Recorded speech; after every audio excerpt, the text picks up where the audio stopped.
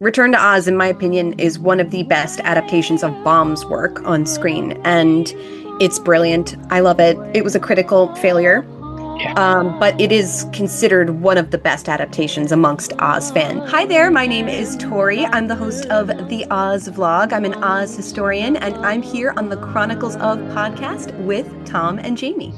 So, here they are, the famous ruby slippers.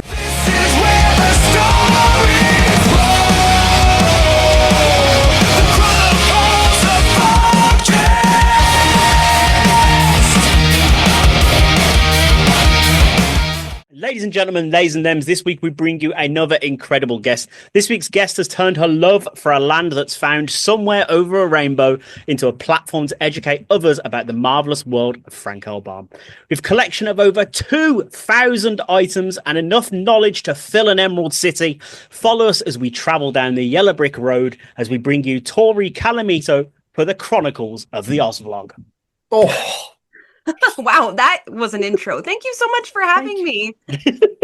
Thanks for joining us. Yeah, it's wonderful to have you here. But before we get into all that deliciousy stuff, how has your Friday been? What have you been doing yourself today? It's been lovely, just answering emails, setting up appointments, living that life. Just no fair, just the usual, like bit Just of the adult usual. admin as well. Yeah. I'm not gonna lie, this is a little bit weird for me, not seeing you on my phone while holding a little wand microphone. It's going to take some getting used to. But Tori, how we like to start these things is take them right back to the beginning, back to when you were a little girl growing. What did you want to be when you were growing? I wanted to be a trauma surgeon. Wow. Yeah, Yep. that's quite a contrast. Yeah. My seventh grade science teacher told me I was not smart enough to be a doctor and I should give up all dreams of that, which I did. Wow. Yeah. She was being brutally honest, but she wasn't wrong. She was like, kids with C's in science don't become surgeons. And I was like, okay, fair. So I'm also a very artistic person. So I pivoted and ended up studying theater and psychology. And I feel that I've used all of those skills a lot throughout my life. What drew you to trauma surgeon originally, though? What was it that made you want to do that? So young. I wanted to do something that would allow me to be of use to society. And I Yeah. grew up in a family of immigrants who had never had access to an education. And my parents always said that doctors were the highest members of society. And I wanted to be the first doctor in our family. Whoa. Now, my cousin Megan actually did it. So, yay, Megan. Props to Megan. That's No, amazing. So if we're going to start this crazy journey of yours, obviously it must have started somewhere. So what was your first introduction to the land of Oz? The rumor has it that I saw the film for the first time when I was 2. I don't have any memory of this, but our home had just burned and we needed to go somewhere while it was being repaired. And my mother had just lost her biological father to cancer. And so her mom, my grandmother, invited us to come and stay with her while our home was being repaired, which took about 2 months because the whole third floor and roof needed to be rebuilt. And while we were staying there, she showed us The Wizard of Oz. And my mom thought it might be too scary for us, but she had just gotten the 50th anniversary VHS tape. And so we sat down and watched it. And from then on, I was completely hooked. Would watch, rewind to the beginning, watch again. And when we went back home, I took that VHS tape with me and I still have it. Oh, no That's way. amazing. Yeah. That's absolutely incredible. I was going to say, was it like an immediate love? But I think the fact you stole the tape proves that, yes, it was.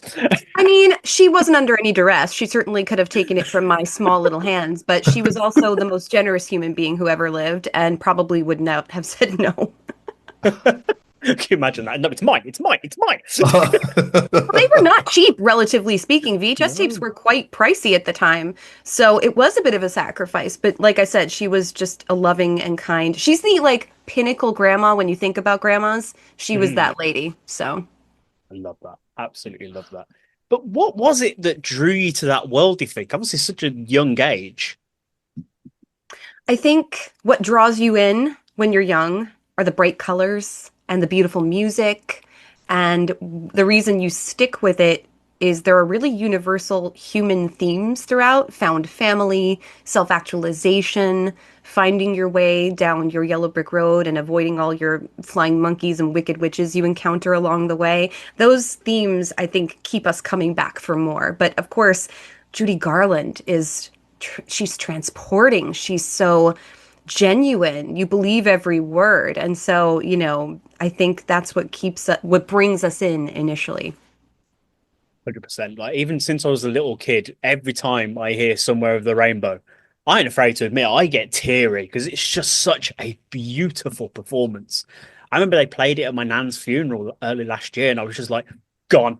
I kept myself together all day, and then that, and I was just gone. I'm so Like, sorry for your loss. no, thank you. But yeah, it's just such an impactful performance. It's incredible. It's her sincerity, I think. You really do believe when she's singing that she means what she's saying. And her performance all the way throughout the film is so genuine and sincere. It's impossible not to root for her. Absolutely. But what was it that stuck with you though? Because obviously you got, oh, I'm a casual fan, I like it, and then there's owning over 2,000 pieces and knowing everything there is in the world to know about it. What was it, do you think, that really drew you in? Was it the film, the books, everything? The film was certainly the gateway Oz drug for me. And then I wanted to know everything I could know about it. And so I grew up in the very early stages of the internet age and found some resources, some books that I could read about the making of the film. And through those resources, learned about the books by L. Frank Baum. And then wanted to read everything I could get my hands on. So it kind of snowballed from there. But I was never a casual fan. I started collecting when I was 9 years old. That same grandmother gave me my first collectible piece. So I would never have categorized myself as a casual fan.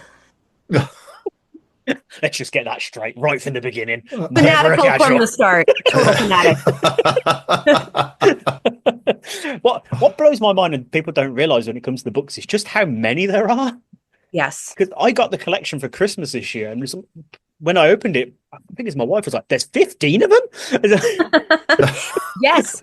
There are 14 full-length novels and a book of short stories that L. Frank Baum wrote himself, the last of which was published after his death. He died in 1919. It came out in 1920. And the publishers tapped another author to be the next royal historian, Ruth Plumley Thompson. So the book series continued after Baum's death, and there are now over 40 canon Oz books in the series. Wow, I didn't even know that. That's mental. Yeah. And lots of non-canon books as well, like Gregory Maguire's Wicked series, and so many artists have been inspired by Baum's initial work, and it's hard to tell now where Baum ends and where the rest of us begin. It's all so intertwined. I love that. That is the one thing I love about this world is because, the mantle just gets passed and they keep honor to it, and it's beautiful. I absolutely love it. But you mentioned then that your grandmother brought you your first piece. What was the first piece in your collection? It was a Dave Grossman snow globe, which was a snow globe that had Dorothy and Glinda in the middle. It plays over the rainbow. It's got a hand-carved base with Munchkin Land around the bottom. And I told my daughter if she sells everything else after I'm gone, that's the one thing I want her to keep. It's the only thing that I say, carry this forward with you. All the rest you can throw out or sell or whatever. It's because I don't throw it out. Jesus, there's fortune's worth there. That's your inheritance, kid. Don't throw it away. If I play my cards right, she'll have far more than my millennial junk to take forward with her in life. What point did you go in this collecting? Oh, this is a thing. I don't just have a couple of knickknacks. This is a thing now. Willard Carroll, another Oz historian and collector, said it begins on a shelf, and then before you know it, it's a corner, and then a wall, and then it's your whole home. And that's very much what my experience was. For that same birthday, I got some money, and with that money, I ordered some more collectibles. So by the end of that summer, I had a whole shelf of Oz things. And then other people started getting them for me for my birthday, for Christmas. And, every spare cent that I had, I spent trying to hunt down other things. And then eBay became a thing, and boy, did that change my life.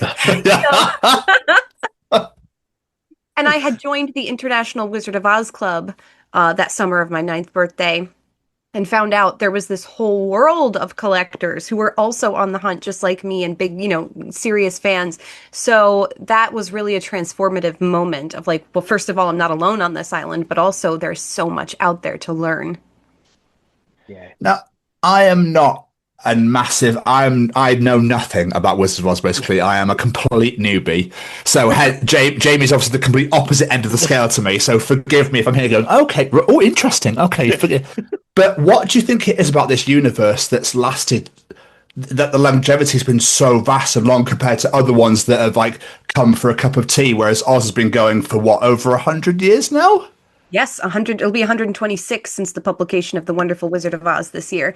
I think I think like any great work, you look at Shakespeare, for example, Oh, and yeah. obviously Wizard of Oz and Shakespeare are totally different things, but one of the things that it relates to in terms of Shakespeare, it can be told in any time, in any setting, and it still works because the themes are so universal to basic humanity. And I think that is what it is about Oz that keeps it relevant because those themes of finding home, finding yourself, living your life through your found family are things that we all relate to on our own individual journey. So no matter what time period you tell it in, no matter what format you use, it's still relatable.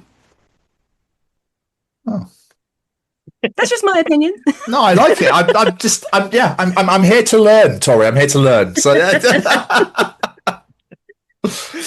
But for those, because some people like Tom, my casual listeners might be listening to go, "Oh, Wizard of Oz, it's that film from 1939," But there's so much Oz lore out there now. Like you've mentioned all the books. How much more is there out there past the Oh, books? lots. Well, first of all, L. Frank Baum himself saw how marketable Oz was. He turned that first book into a successful musical that ran on Broadway and then toured the United States for 10 years. And it was massively popular. He stopped writing the books after the first six, wanted to move on to other things, then went bankrupt and had to, start writing more books to make money again. He turned his books into silent films. So there's a whole library of silent Oz movies out there. There was a 1925 silent film starring a then unknown Oliver Hardy as the Tin Man before he teamed up with Stan Laurel. All of that was before Judy Garland ever stepped into those ruby slippers. So there's all this massive history, and Oz just keeps transforming and reimagining itself, and that's how it continues to survive. is there still things now you look back and go, I didn't know this, even now? I mean, I truly believe you never stop learning. I'm sure there will be things that there's still things that come out about the 1939 film, never before seen images, rediscovered props and costumes. So I don't think we'll ever stop discovering about Oz. I think we'll always be learning something new. So, how did you even discover or find that being an Oz historian was an actual sort of career path? You know, it's a long history dating back to L. Frank Baum, the idea of the royal historian. Um, and there are many historians that have come before me who have written these texts that I've been reading all my life, these reference books that I reference now when I'm talking about Oz history. And so that mantle just continues to get passed as the generations move on. And my medium that I discovered where I was able to relay the information that I knew was the internet. I started posting on YouTube 20 years ago in 2006. Oh, And wow. so I would say I'm the grandmother of Oz influencing. That's a show title right there. It really is. Gather round, children. Let me tell you the tale of the early internet. Um, so yeah, it's just again finding new ways to get information across and get new generations interested and invested. And I would say coming up behind me, there are so many people who are ready and willing to take up this mantle when I am done. And that's the goal. I want this to continue to survive after me. I think that's where the boom of like the Wicked movies has been so helpful because the amount of people going, "Oh, this is based on something else. Let's go look into that." And so many people are more interested in it. I managed to get my daughter to watch Wizard of Oz because she loved watching Wicked, and I was like, "Let me show you, kid. Come on." Yeah. And what's funny is we now have an entire generation of young people who have discovered Oz through the door of Wicked. So they're looking at the 1939 film through that lens, which is completely different. And it's so fascinating to answer their questions coming in from the other way. Because all of us growing up discovered Wicked through the lens of the traditional story. So Mm. it's really fun, and I'm so glad Wicked exists. But this is what Oz does. Every generation, there's another piece by another artist that inspires a resurgence of interest. And so the wave of Oz comes back in. And even when it pulls out to sea for a while, we know it will come back in some form. Like for me, obviously I loved the original movie when I was a kid, but it was Return to Oz that got me. Like Yes. Oh, I love Return to Oz. Like the Wheelers are the most terrifying thing I've ever laid my eyes on. Like TikTok is just an absolute hero. Like, and it's just an incredible film. Fairuza Balk's performance is just mwah. Like no young girl should be able to act that damn convincingly. It's oh, yeah. incredible, incredible film. And like I say, like no matter what it is, there's so many different options out there to get drawn into this world. Return to Oz, in my opinion, is one of the best adaptations of Baum's work on screen, and it's brilliant. I love it. It was a critical failure, Yeah. but it is considered one of the best adaptations amongst Oz fans, and it has achieved, I would say, cult status at this Mm. point, cult classic status. Oh, absolutely. But what I love about your content, though, is the attitude of all Oz is good Oz, raising awareness for that world. But there is one exception, isn't there, Tori? There are a couple of exceptions, but I think I know the one you're about to say. Oz the Great and Powerful? Ugh. Yep, that's the one I thought you were gonna Yeah. say. I rewatched this today before Oh, I'm because I was sorry. like, because I was Deepest like, condolences. You lost 2 hours of your life that you're I never gonna really, get back. I really did. I was like, there's got to be something redeeming about this. And other than the China girl, I got nothing. It's beautiful to lok at. It's always delightful to see Oz on screen. And the original concept is what I think makes me the most angry because it had so much potential to be great. They originally wrote that script with Robert Downey Jr. in mind to play Oscar Diggs. And it was based in the actual origin story of the wizard. And then Alice in Wonderland was a massive hit, and Disney being Disney was like, you know what? The formula is here. Chosen one narrative, prophecy. Let's throw in a love triangle to, make it even more interesting. And they took a story about a land that is dominated by powerful women, gave the story to a man, which fine, but then also made that man the most unremarkable man you could possibly choose. James Franco. All of the most powerful women in Oz are simping over James flippin' Franco. Are you kidding me? Not, no. Sorry. I Oh knew I this. keep dear. going on this. It's hard to bring it back. I knew this would happen. But it just bothers me that she meets him and within 5 minutes she's like, I'm in love with you. I will be your queen. Like, come Yeah, on. exactly. You know what? I know I'm one of the most powerful women in Oz, but screw that. I want to be your lady. The rest can, you take over. Here's your throne. Come on. Come on. The truth of the matter is, the wizard usurped power from the sitting monarch, kidnapped his baby daughter, gave her to a witch to hide. The witch transformed that little girl into a little boy to keep her hidden. And he ended up going into hiding because the powerful women around him he knew would eventually discover who he really was. And that's why he became a recluse. And that story to me is very compelling and could have been told very well, especially with somebody competent like Robert Downey Jr. at the helm. But unfortunately, they had to, get the Toomey version of him, which is James Franco. And and I'm sorry, Mila Kunis does not work in a period piece for me. Her cadence was far too contemporary. So it was completely unbelievable. For some reason, her and her sister have completely different accents. None of it made any sense to me. It was beautiful. The China girl was very compelling, and her relationship with Oscar Diggs was very moving. I liked the monkey. I did But like the other than monkey, that, yeah. and on the first watch, I was so transported by how beautiful it was. I was like, wow. And then I rewatched it. I was like, oh, no, wait. And I just So, yeah. yeah, that's a race to the bottom, and that one wins the race. I didn't like her look when she turned into the Wicked Witch either. Well, they ran into some legal trouble there because the 1939 film is still under copyright. So they have to be very careful about not making her look too much like Margaret Hamilton. And there is this rumor out there that the shade of green is trademarked. There's no official trademark on the record for the shade of green, But you would run into some legal trouble if you made her look too aesthetically like Margaret Hamilton. So what studios will do is try to pick a different shade of green. They gave Mm. Mila Kunis all that décolletage. And she was so ridiculous. Every choice she made for that role, the laugh, the attitude, Oh, that's awful. just baffled. Like it was so broad and weird as a performer looking at that, like, what is she doing? Why? So yeah, no, I reject it completely. That Not laugh. hashtag not my witch. That laugh is true, probably the worst thing about the entire film, to be honest. It is Oh. so bad. But let's talk about good Oz. Is there Yes, is please. there an Oz adaptation you feel deserves more love than it gets? I absolutely adore the 2007 miniseries Tin Man, starring Zooey Deschanel and Alan Cumming.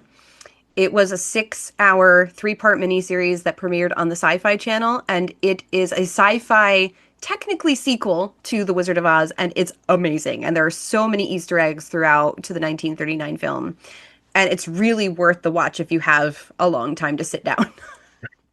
I need to find out. I've heard you talk about this on your channel, but I've never seen it anywhere. I need to find somewhere I can watch this because it Yeah, does sound it's really definitely interesting. worth finding. And you know, I love going to see local productions of the play. In terms of film and television, Emerald City, the NBC series that only got one season, is also a really satisfying adaptation of the novels. Unfortunately, it went a little too hard into the needless violence. It was attempting to be the Game of Thrones version of Oz, Ah, and Dorothy got waterboarded by the Munchkins in the first episode, and I think that turned a lot What? of people off. Yes, it's true. Um, but it's so well done, but they just went a little too hard into like we're trying to be edgy and gritty, and it didn't work. Um, if they had toned that down even slightly, I feel like it would have been really successful. Why the Munchkins of all people?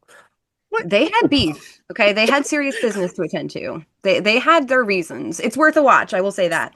Um, but yeah, there's lots of obscure anime versions that I love, and the 1990 animated series, which only got 13 episodes, is one of the most successful sequels I've ever seen. Also, the Tom and Jerry films, so fun.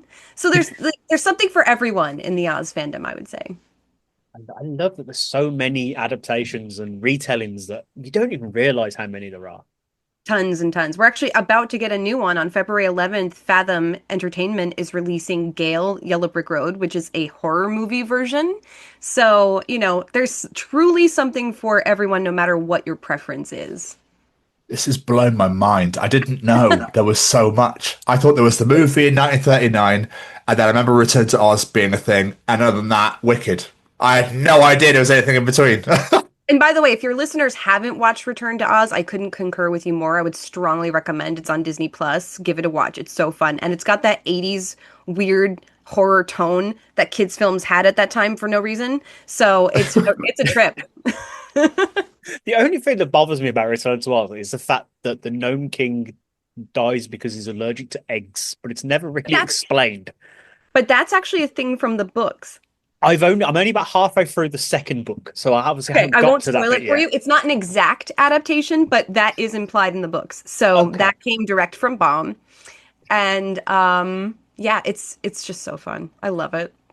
Plus, the Gnome King just looks fabulous in the red slippers. I don't I care what anyone mean, says. can we say Queen before his time? Right. My ruby slippers. Mm. Yes, Queen. And Disney actually did pay to license the right to have the ruby slippers because, of course, they're silver in the book. So Disney paid for that. Fair play. But obviously, a lot of people don't want anyone to touch that original story on screen, like after the 1939 film. But would you like to see I don't want to say remake, but like a retelling on the big screen? Oh, yeah. I'd be down for a remake, retelling, reimagining. Give me all the Oz because we get very attached nostalgically to things like the 1939 film, which you should be. It's a wonderful film. But eventually what happens is that becomes that old movie and future generations. I know this sounds impossible, but it only takes a couple of generations of tales not being touched for them to be forgotten or put on the shelf and mostly forgotten.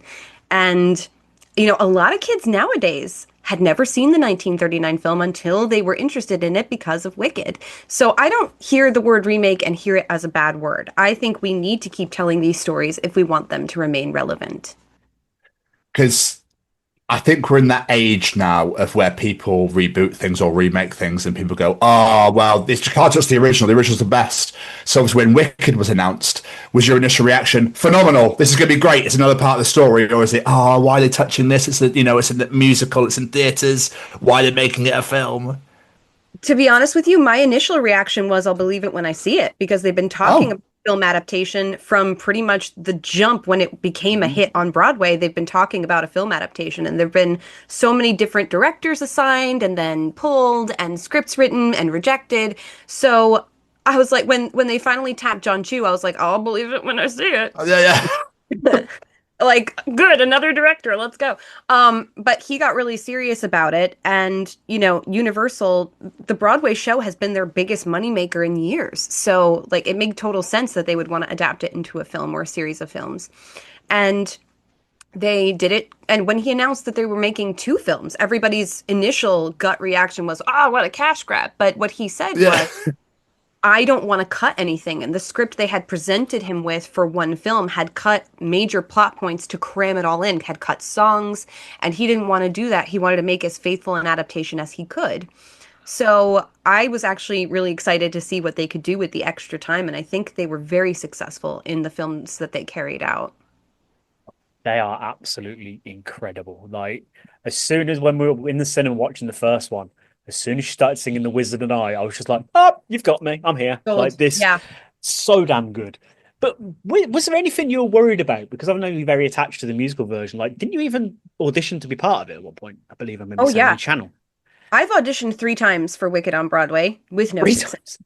I did get one call back, which was exciting. But that is, yeah, I've been a performer all my life, and there was a time I gave myself to give Broadway a chance. Didn't make it, but had a great time and had some great experiences, including my time auditioning for Wicked. That was always great. Um, but honestly, my biggest fear was that they would fail in adapting it because adapting a musical to a film is very deceptively difficult. Yeah. A lot of what you experience on Broadway or in any theater is emotionally driven. And it's hard to replicate that on film because it's a medium that deals mostly in visuals rather than emotion. And you suspend your disbelief on stage a lot more than you do in film. It needs to be more literally adapted. So I've seen many beautiful musicals attempt to make films and fail miserably, either because they adapted it too on the nose. The producers is always an example that I give. Worked beautifully on stage, but the film kind of falls flat because the breaks you take for a laugh on stage, why are you taking that in the film? No one's there to laugh at it. Yeah. Stuff like that. Like why Bloom go so far, camera right? Like why do we need that breaking of the fourth wall here? What does this serve? So I think it's dangerous. It can go terribly wrong, and that was my biggest fear.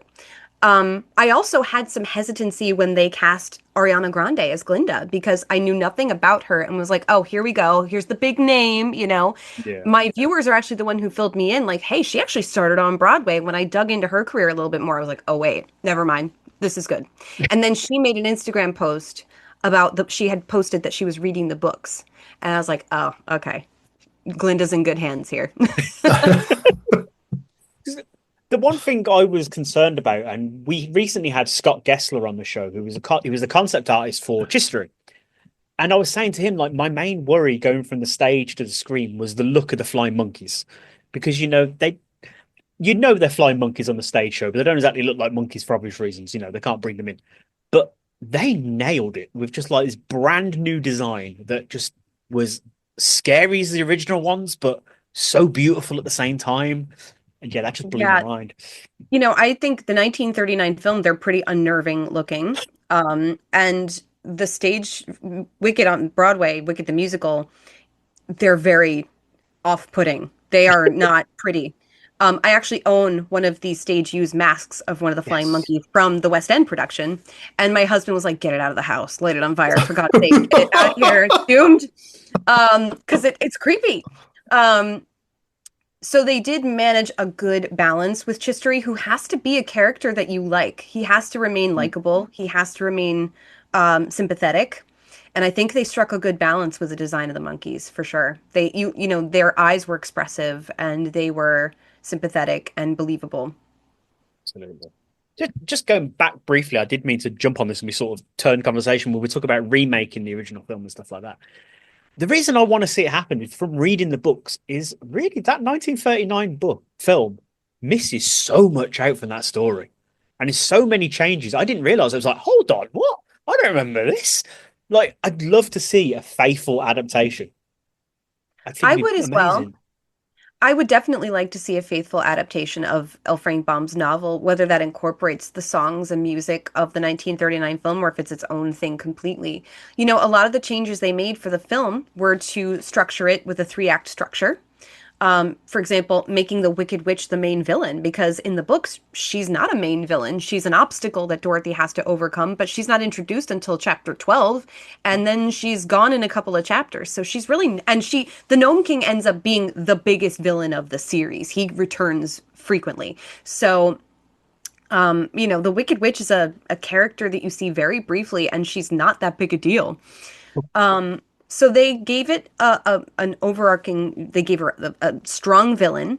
They gave it a three-act structure, and they drew in a lot from that 1902 stage play because audiences were so familiar with it still. It had gone on tour for so long that the adults who grew up with it wanted to see things from it. So, for example, the snow that wakes them up in the poppy field is directly pulled from that stage play version.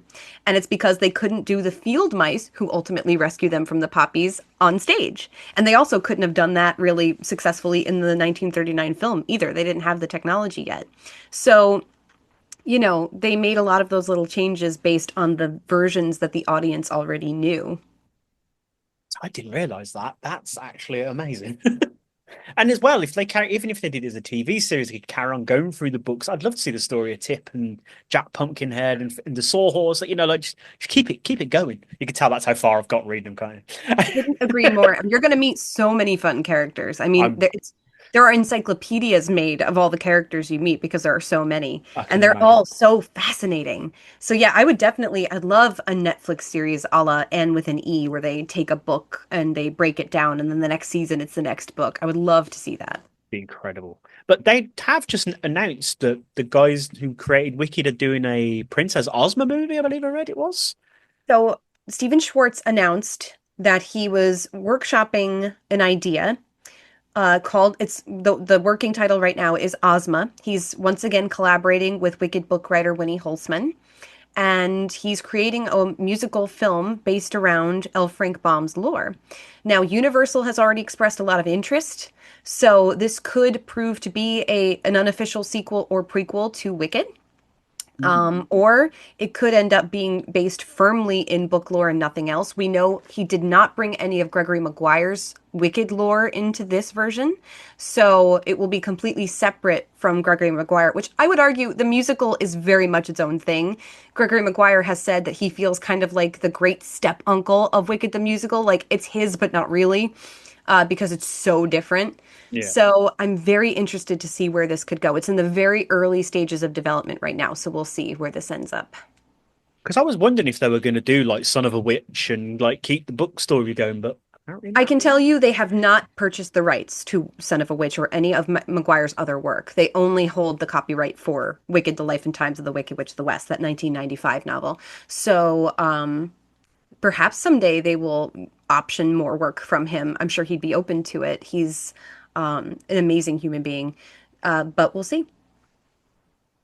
I just love that, you're making this like general question, like I know this, and this, and this next. It's great. I love it. But Sorry, Jamie, just no, no. quickly. I don't want to bring a downer on anything. My girlfriend earlier, I mentioned that I was talking to today, and she said, does she know much about the making of the 1939? Because I've seen quite a few TikTok videos she sent me of where it was actually quite horrific to be on set and that sort of thing. And I saw a video about something about a guy hanging himself and when they're walking down the Elizabeth Road. And I'm like, but would they leave? They wouldn't leave that in, surely. It must be Yeah, so rubbish. The hanging munchkin myth is one that came about during the VHS tape era. There was a Saurus crane brought to the set from a local zoo to make the set look more exotic. It's actually mentioned in the books that the land of Oz is dotted with birds of rare and brilliant plumage. That's a direct quote from the opening chapters of the book. So they brought in birds. There's actually a lot of birds in the movie. You can see them like swoop in and out of frame at one point. There's a raven who plays the crow in the scarecrow scene. And then you have this crane who's wandering around the set. And there's actually photos of the director with the crane.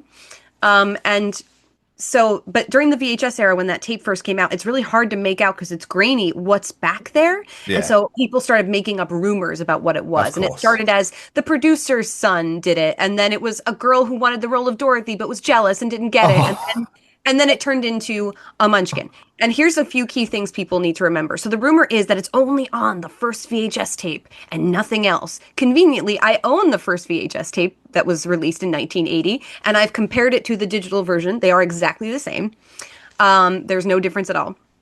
And it would have been impossible to insert a bird with digital precision in 1980 when that first VHS tape came out. So no, they didn't. It wasn't some massive cover up. Also, Victor Fleming, who was directing at the time, there were 5 directors total, but he was directing at the time. He was a taskmaster and a very precise director. He slapped Judy Garland across the face for giggling during a take. So if you want me to believe that he would have just kept rolling and not done another take when somebody literally took their lives in full view of yeah, the 50 or 60 people that were there and that nobody called cut, I call bullshit. Can I say yeah. bullshit on the channel? Yes, you I can. Yeah, can. yeah, of course you can. Yeah. Um, and also the set was not real. It's a matte painting. So people are like, he hung himself from a tree. There was no tree. And the trees that were there in the foreground were made of materials that would have fallen over immediately, even under the weight of a munchkin. To me, the thing that bothers me the most about it, because I've gotten comments like, why can't you just let people enjoy the story? It's a fun story. It's not, though, Oh. because it has perpetuated myths about the munchkins that are not true, which ultimately come off as very ableist and unkind. There's all these rumors that the munchkins were unprofessional, they were drunks, they were hard to work with, which is so not true. And this myth only continues to perpetuate this awful cycle of abusive language used toward little people, and makes these myths about little people on sets more real. So I refuse to let it stand. It's also completely nonsensical. They reshot the entire Tin Man scene because they used the shiny suit for Jack Haley at first instead of the rusted suit and lost like $60,000 to reshoot that. So if you're telling me they wouldn't have done another take, once again I say nonsense. Malarkey. Yeah, I was watching it going, this has to be bullshit. Like, there's It no is. way. Like, It is. anybody would do anything to get viral or to spread crap about other people, that sort of thing. Yeah, and But there are so many people who swear up and down they had that VHS tape. They saw it. They saw them climb a ladder and then drop and swing. And I'm like, baby, nah, nah. And no matter how many times I debunk it, I have a whole playlist of hundreds of videos where I debunk this rumor. It doesn't matter. The people who grew up with it are like, nope, sorry, my cognitive dissonance refuses to listen. And that's a greater societal problem that we don't have time to unpack right now. have you got 6 hours? Evidence about why you're wrong. Well, I don't think so. So there. I do what I can. I'm one person. And you do a great job, Tori. We're so proud of you. We're so proud of you. So we probably should actually talk about the Oz vlog itself. That is what we're here to talk about. So when did you actually decide to start creating content about Baum's World? So in 2006, I was sitting bored in my bedroom it was summertime between graduating high school and leaving for college, and YouTube had just sprung up. It was not yet owned by Google. It was its own thing where people were just mostly posting old clips of stuff. There were a few family vlog channels that had started up, and Oz is the only thing I know how to really talk about. So I made a video about my tiny collection at the time, totally forgot about it, went off to college, came home and realized I'd gotten a lot of response, and picked it back up after I graduated from college, and just continued making content sporadically, like usually about once a month. And then, during the pandemic, TikTok became a thing, and I downloaded it because President Trump said we couldn't have it, and I was like, "Suck it, I'm gonna download it anyway." And once again, just started talking about Oz, and it got a huge response very quickly, grew from there.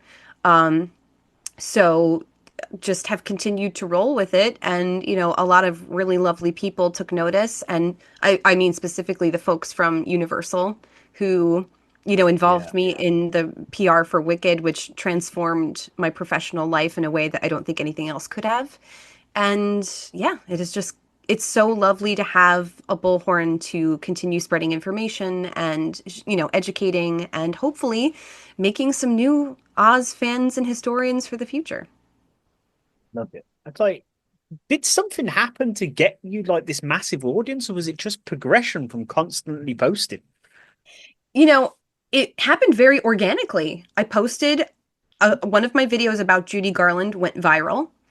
And I remember calling my sister and being like, whoa, are you seeing all these people like commenting? And this is stuff they've never heard before. And she's like, wow, that's really incredible. And so, yeah, I started posting at once a day and then twice a day because I started getting a lot of questions. I started answering a lot of Mm. questions.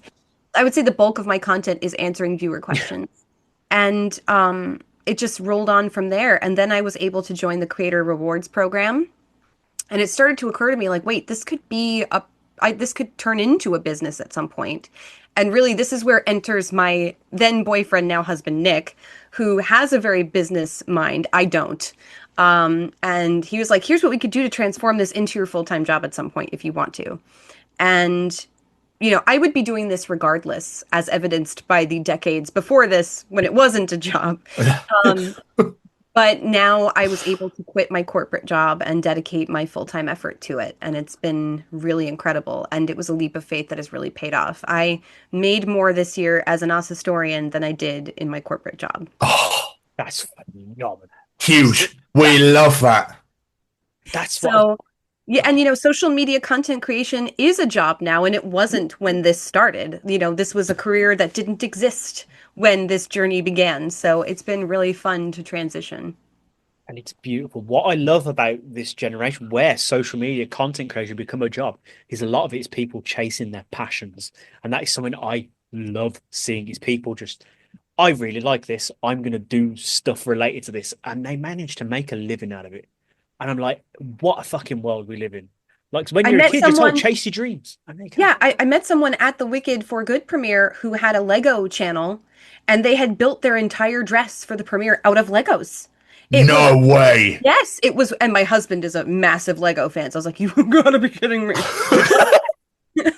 It was wild. So, and you're right. And I think the people that resonate the most with viewers are people who are genuinely passionate. There are obviously fashion influencers, style influencers, people who just appeal to people because of, you know, a lifestyle that people wish they could attain.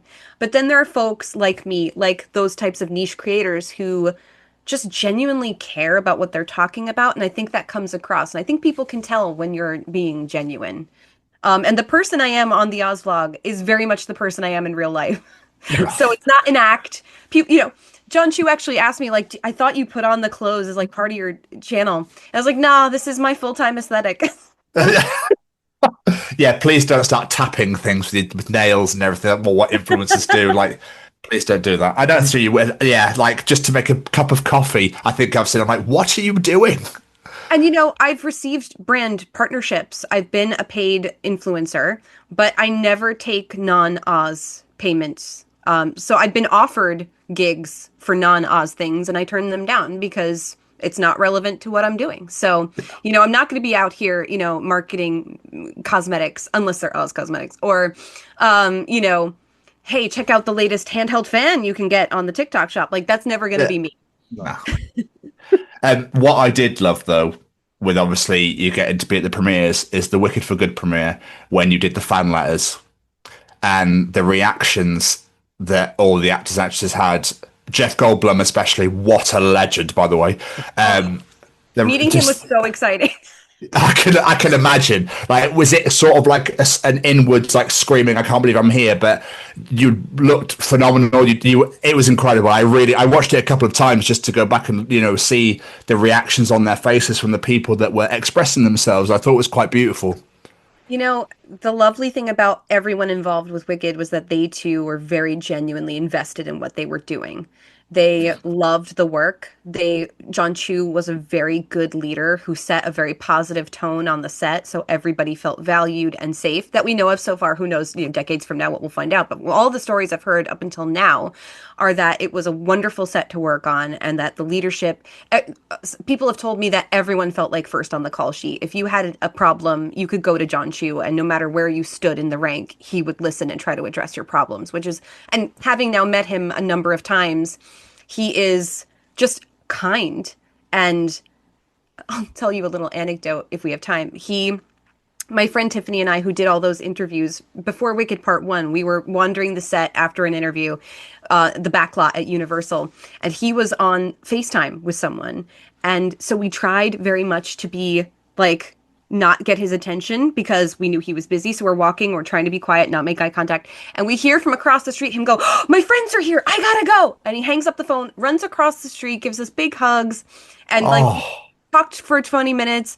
And he was on the phone with his wife. He was like, I don't think I'm going to make it to the premiere. I think my baby's going to be born. And we're like, what are the odds? Sure enough. The next no. night, Yeah. there was a video announcement before the movie came on of John Chu at the hospital with his wife because she indeed went into labor that night and they had their baby. Um, Oh, but, nice. and I haven't told anyone this yet, but after I went to the Wicked for Good screening, he FaceTimed me on Instagram to find out what I thought. And unfortunately, I had been in the city with my friends after the movie. We stayed out late. I was still in my pajamas, my Wizard of Oz pajamas. It's your And brand. he wanted to know what I thought. And that was when he said, "Oh, wow, this is really your thing, huh?" It's like, no, it really is, though. Um, so, he's just genuinely lovely and really wanted to make fans happy. And everyone, and meeting them all was fantastic. And yeah, that letter segment was actually the suggestion of the Universal PR team. They wrote me and said, do me a favor, put out to your fans, ask them if they could talk to the cast. What would they say? So I put that out there and I didn't hear anything else about it for a while. And then I got the email that like, "Hey, interviews are coming up. Send us some proposals. What would you want to do?" And they pivoted this year more from a typical marketing campaign with, these long press days to they did a content day where they had creators come and do like quiz shows and skits and stuff like that that was more internet forward. And that was one of the things I got to do during content day, which was really, really fun, along with all those interviews with Tiffany Sutton. Follow the Yellow Brick Girl. You should all follow her. She's amazing. It was just a privilege to be there. And there was a pinching of myself. And I did kind of disassociate at times on the set, like in order to get through it because I was so starstruck and terrified, especially with part one. We were not scheduled to interview Cynthia Erivo and Ariana Grande. We got basically everyone else, but their schedules were so booked and we were so low on the internet creator totem pole. There were people there with millions of followers, so relatively speaking, small potatoes. And so we were preparing to interview Ethan Slater and Marissa Bodie, and I spotted the soundstage had been sectioned off with curtains and they were doing multiple interviews at a time. And I saw Ariana Grande out of the corner of my eye and I turned to my friend Tiffany. I said, "Look, it's Ariana Grande. She looks so pretty." I turned back and she's running at a gallop towards us. And with Cynthia Erivo hot on her trail, and they both gave us big hugs and said it was so nice to meet us because they'd been watching our content and followed us. That's And amazing. we chatted for a few minutes and then they said, "So we'll see you later, right?" And we're like, "Unfortunately, there wasn't time in your schedule, but it was so lovely to meet you." And they turned around on their assistants and they were like, "Absolutely not. Make it happen." And Oh, and so they said, "We'll take care of it." And I was like, "What the heck does that mean?" We go in and do our interview. We come out and there's a woman there who says, "The golf cart is here to take you to your interview with Cynthia and Ariana." Now, we had not written an interview for Cynthia and Ariana because we were told that we were not scheduled for them. So on the back of this golf cart, in the 2 minutes it took us to go from one soundstage to the other, we wrote an interview. And Wow. and despite the fact that they had not had a bathroom break all day, had not had a break for a meal, they carved 5 minutes of their day for us. And I will never cease my gratitude walk for that. That is That is incredible. stunning. Absolutely stunning. Big, big love. Yeah, Oh, if That's you need to know what they're like in real life, they didn't have to do that. You no. know, it's not like our platforms were so large that they were like, we can't miss this opportunity. So, that was an act of real kindness and love for the fandom that I will never cease being grateful for. When you were saying about them coming up and saying, "Oh my God, I'm giving you a hug," I imagine that scene at the end of Jingle All the Way where he's like, "He knows my name." And and I turned to my friend Tiffany afterwards and I was like, "Oh my gosh, I hope they didn't think I was being rude. I didn't say anything." She was like, "Girl, you had a full conversation." I disassociated completely and had no working memory of what I said. But apparently I was eloquent. Ah, there you go. I suppose you're waiting for that moment where you're just going to wake up and go, "Oh, I'm just in bed." You know, to this day, when people ask me about it, it feels like a dream upon waking. I feel so privileged and grateful to have had those opportunities and to have been able to do them with somebody who was actually my friend in real life, because Tiffany and I are really friends. They approached us individually, and when they found out we knew each other, they were like, "Would you want to attack this together?" And we were like, "Yes, please." Because Wicked at the end of the day is about feminine friendship and the Absolutely. transformative power of women coming together. So it felt just the perfect opportunity to do this as a team. Incredible. But you have had some incredible opportunities thanks to this world. Like you've just mentioned all that with them, but one that has got to have been a highlight of your career, life, everything. You got to hold the ruby slippers. I did. Like the fact you just look like you're about to well up from me saying that says how much that meant. Because it's still a pinch me, I'm dreaming. I can't believe this is happening moment. And again, talk about scary. So these were the shoes that had been stolen from the Judy Garland Museum in Grand Rapids, Minnesota, had gone missing, and then were rediscovered were through a tip, were found by the FBI. Like these shoes have incredible lore. And they ended up selling for a record $28 million. Oh, Whoa. The wow. highest price ever fetched for a movie memorabilia piece. So I was invited to go and see them.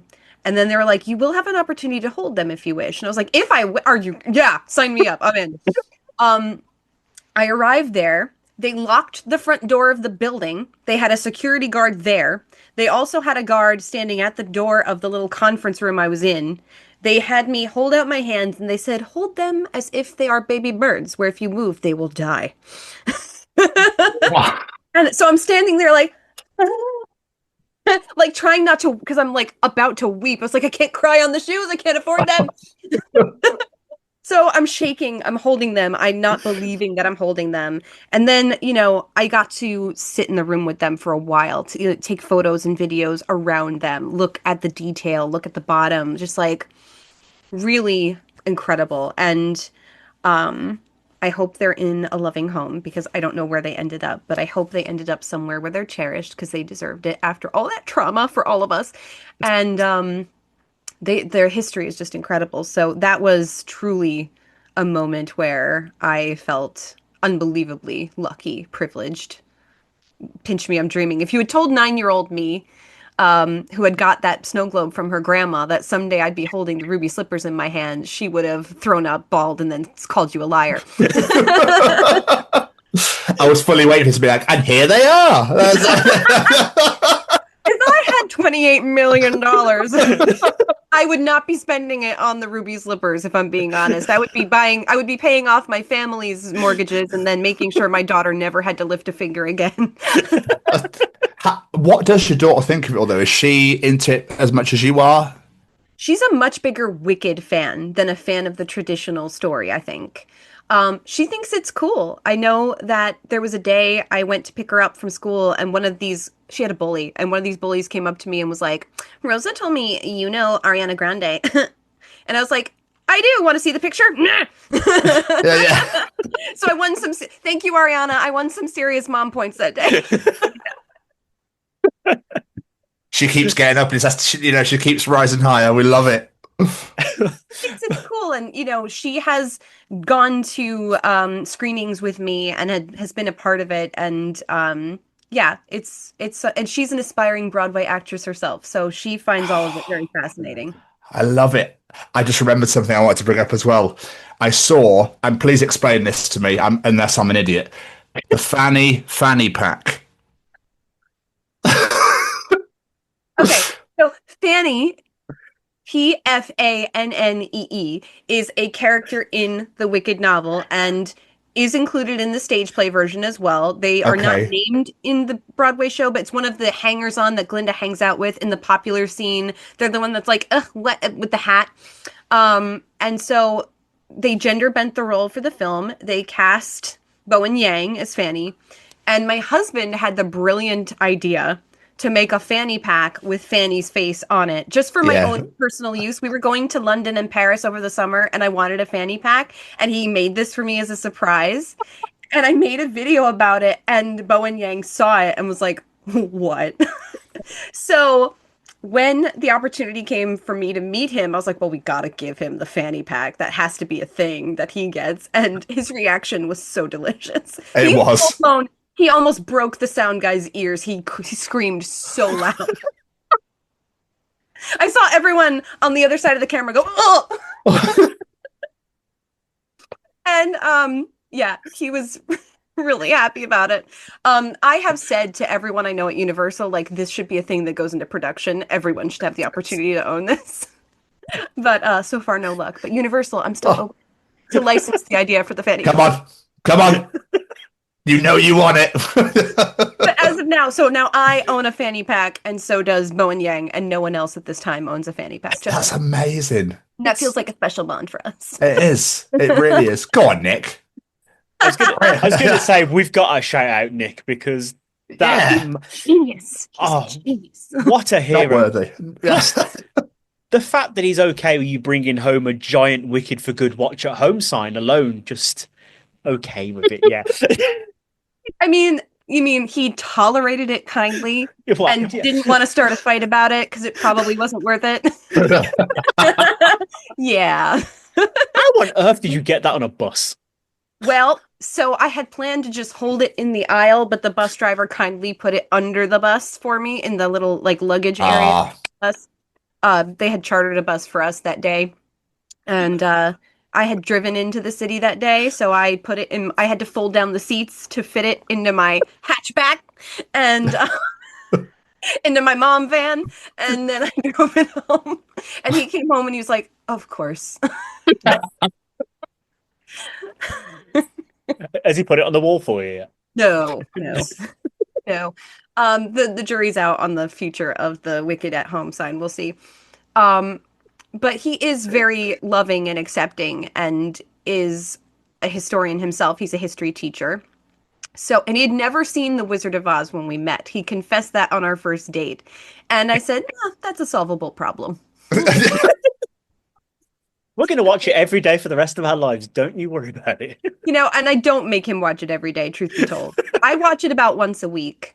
And he's usually out and about, so he's not forced to endure the daily viewings or weekly viewings. But he's a good sport. He really is. And he's very supportive. And I would say this would not have been a business without him, because I got paid for a lot of these opportunities. And you do, as an independent creator, kind of have to fight for that right. You have to advocate for yourself. I would not have done that without his influence. I would have been like, I'll pay you for this opportunity, please. But he is very business minded. He's like, if you want to make this your career, you have to stand up for yourself. So he has influenced me a lot in that way about, knowing my worth and standing up for myself. Beautiful. What I've absolutely loved about this conversation and doing my research for all this sort of stuff and watching your channel is just seeing how much inspiration this story has had out in the world. Like in media, you got films, like the books. Like, there's even a professional wrestler back in the early 90s called Oz, which always blows my mind. Good old Kevin Nash. But, it's not just on an entertainment level. It touches people on a personal level. And I know the Oz fandom has had a big influence on the LGBTQ community, as you touched on earlier. Like, I remember as a kid hearing the expression "a friend of Dorothy's" all the time. I never understood what the hell it meant. But what is it? Do you think though about this world that really works with that community that really helps them? Well, Judy Garland gets a lot of credit for the Friend of Dorothy phenomenon. She was and is very appealing to the LGBTQIA plus community, and she was very welcoming to that community in her audiences. She knew they were there and she embraced them. But it really does go back to the books. The books include a lot of gender fluidity. We touched on Ozma. The trans community looks at her as an icon. It's not a one-to-one, literal adaptation of the life of a trans woman, but here's this person who was raised as a boy and rediscovers the woman within, and that's when she realizes her power. So a lot of trans women look at Ozma as an icon and a hero. And there are many suggestions of non-heteronormative relationships throughout the books, and there's a lot of gender fluidity and playing with gender because at the turn of the 20th century, we didn't have this puritanical idea of queerness. There was, obviously it wasn't outwardly talked about, but they weren't as pearl clutchy then about it as we are now. That we've kind of devolved as a society in that way. So, it always existed there and people didn't think much of it. So I'm glad that people, and I really do believe the LGBTQIA plus community has carried the Oz fandom on their backs for at least 50 years. I don't think it would still be here with as much gusto as it is without them. And I am so grateful to be able to continue to spread that message and, embrace and be an ally as a straight cis woman as much as I can. I mean, as we start wrapping this up and start looking towards the future, you've got an incredible channel, so many followers, and this incredible collection of Wizard of Oz. I don't even say merchandise. It feels like merchandise sells it short. Like, it's just incredible, this collection. Every time I watch a video, I spot a new thing. But what's left? What is there out there, that holy grail, you could say, that you are like, I am not stopping until I get this damn item in my collection? You know, I have things that I have on my wish list, things that are on my bucket list of things I'd love to have. Many of which are just monetarily unachievable for me as a working class, middle class person. Um, I love collecting memorabilia for the release of the 1939 films. There's a lot of stuff still on that list that I'm trying to check off. I now own an entire set of first edition books of the original novels, which I never thought I would have. Wow. So, who knows? But Oz and merchandise have gone hand in hand from the beginning. So a lot of the story of Oz is told through the merchandise that's been released throughout the years, throughout the last 126 years to do with Oz. I would love one day to be able to open a museum and have people be able to come and walk through and see these things for themselves. And there are Oz museums out there, by the way. So if don't wait for mine, go out there and see them. But someday, if I had my, dream, that would be where I would love to see them end up. I didn't even know there was Oz museums. I want to go to Oh one yeah. now. Yeah, for sure. I think it's because I'm in the UK. It doesn't seem to be much Yeah. over here, it seems. Maybe we need to have one in the UK too. Yes. I'll get saving. But looking at the future though, what have you got anything planned, any like things that you have got coming up that you can talk about? There's a lot of things I can't talk about yet. Um, if you go to see Gale in theaters, the new horror movie that is coming out for February 11th for a special viewing, you might see yours truly on the screen ahead of that film. Um, and yeah, there's a lot of things in the fire that I can't talk about yet, but really exciting stuff that I hope comes to fruition and can't wait to share.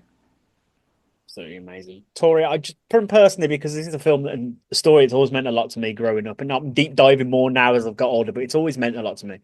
I just want to say thank you for keeping this alive. Like, and your channel has helped fire that passion, because literally not just only because you're here, I don't skip. If you come up on my TikTok feed, like, what's Tori got to say? Let's see what we're learning about Oz today. And that's helped develop my love for this world. So just a huge thank you to myself from myself, because it does mean a lot. This story is incredible. This whole world is incredible. Thank you. And thank you guys for inviting me. And, hopefully there's one person in your audience who didn't know about Oz and maybe will want to dig a little deeper. And that's the mission. See? That's the mission. Mission accomplishing. Go Yeah. us. Go team. Woo! That's what I I was would, going to say as my last question. I was going to say, like, if there is anyone out there who hasn't seen this movie, who isn't familiar with these books and stories, what would you say to encourage them to go and take the leap, check them out? I would say that it didn't get to be 126 years old for zero reason. There's a reason why this has remained a cultural touchstone. And if that's something that interests you, I think it's worth exploring. Mr. Stevens, do you have any more questions for our wonderful guest? I do, actually. Tori, what has Oz given you that you're most grateful for? Oz has taught me about what it means to truly find home. And it's a definition that changes throughout your life. You are always improving if you're doing life right. You're always learning and changing and metamorphosizing. And the journey's never done. You're never finished finding home and making it what you want it to be. And it's never too late to start. Home changed meanings for me. My first marriage failed. I found myself a single mother trying to figure out what next and thought my dreams were done and that I'd have to put those on the shelf. And then life showed me another way.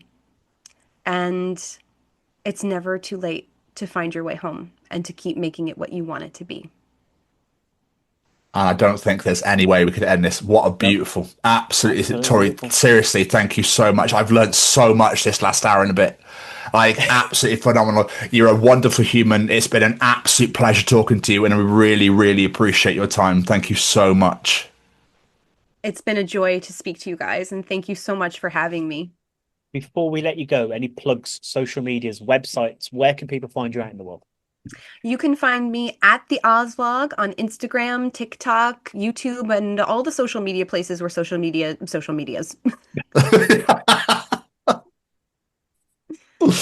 Absolutely incredible. Tori, have the most wonderful rest of your day. Thank you Thank so you much so again for much. spending your You time. too.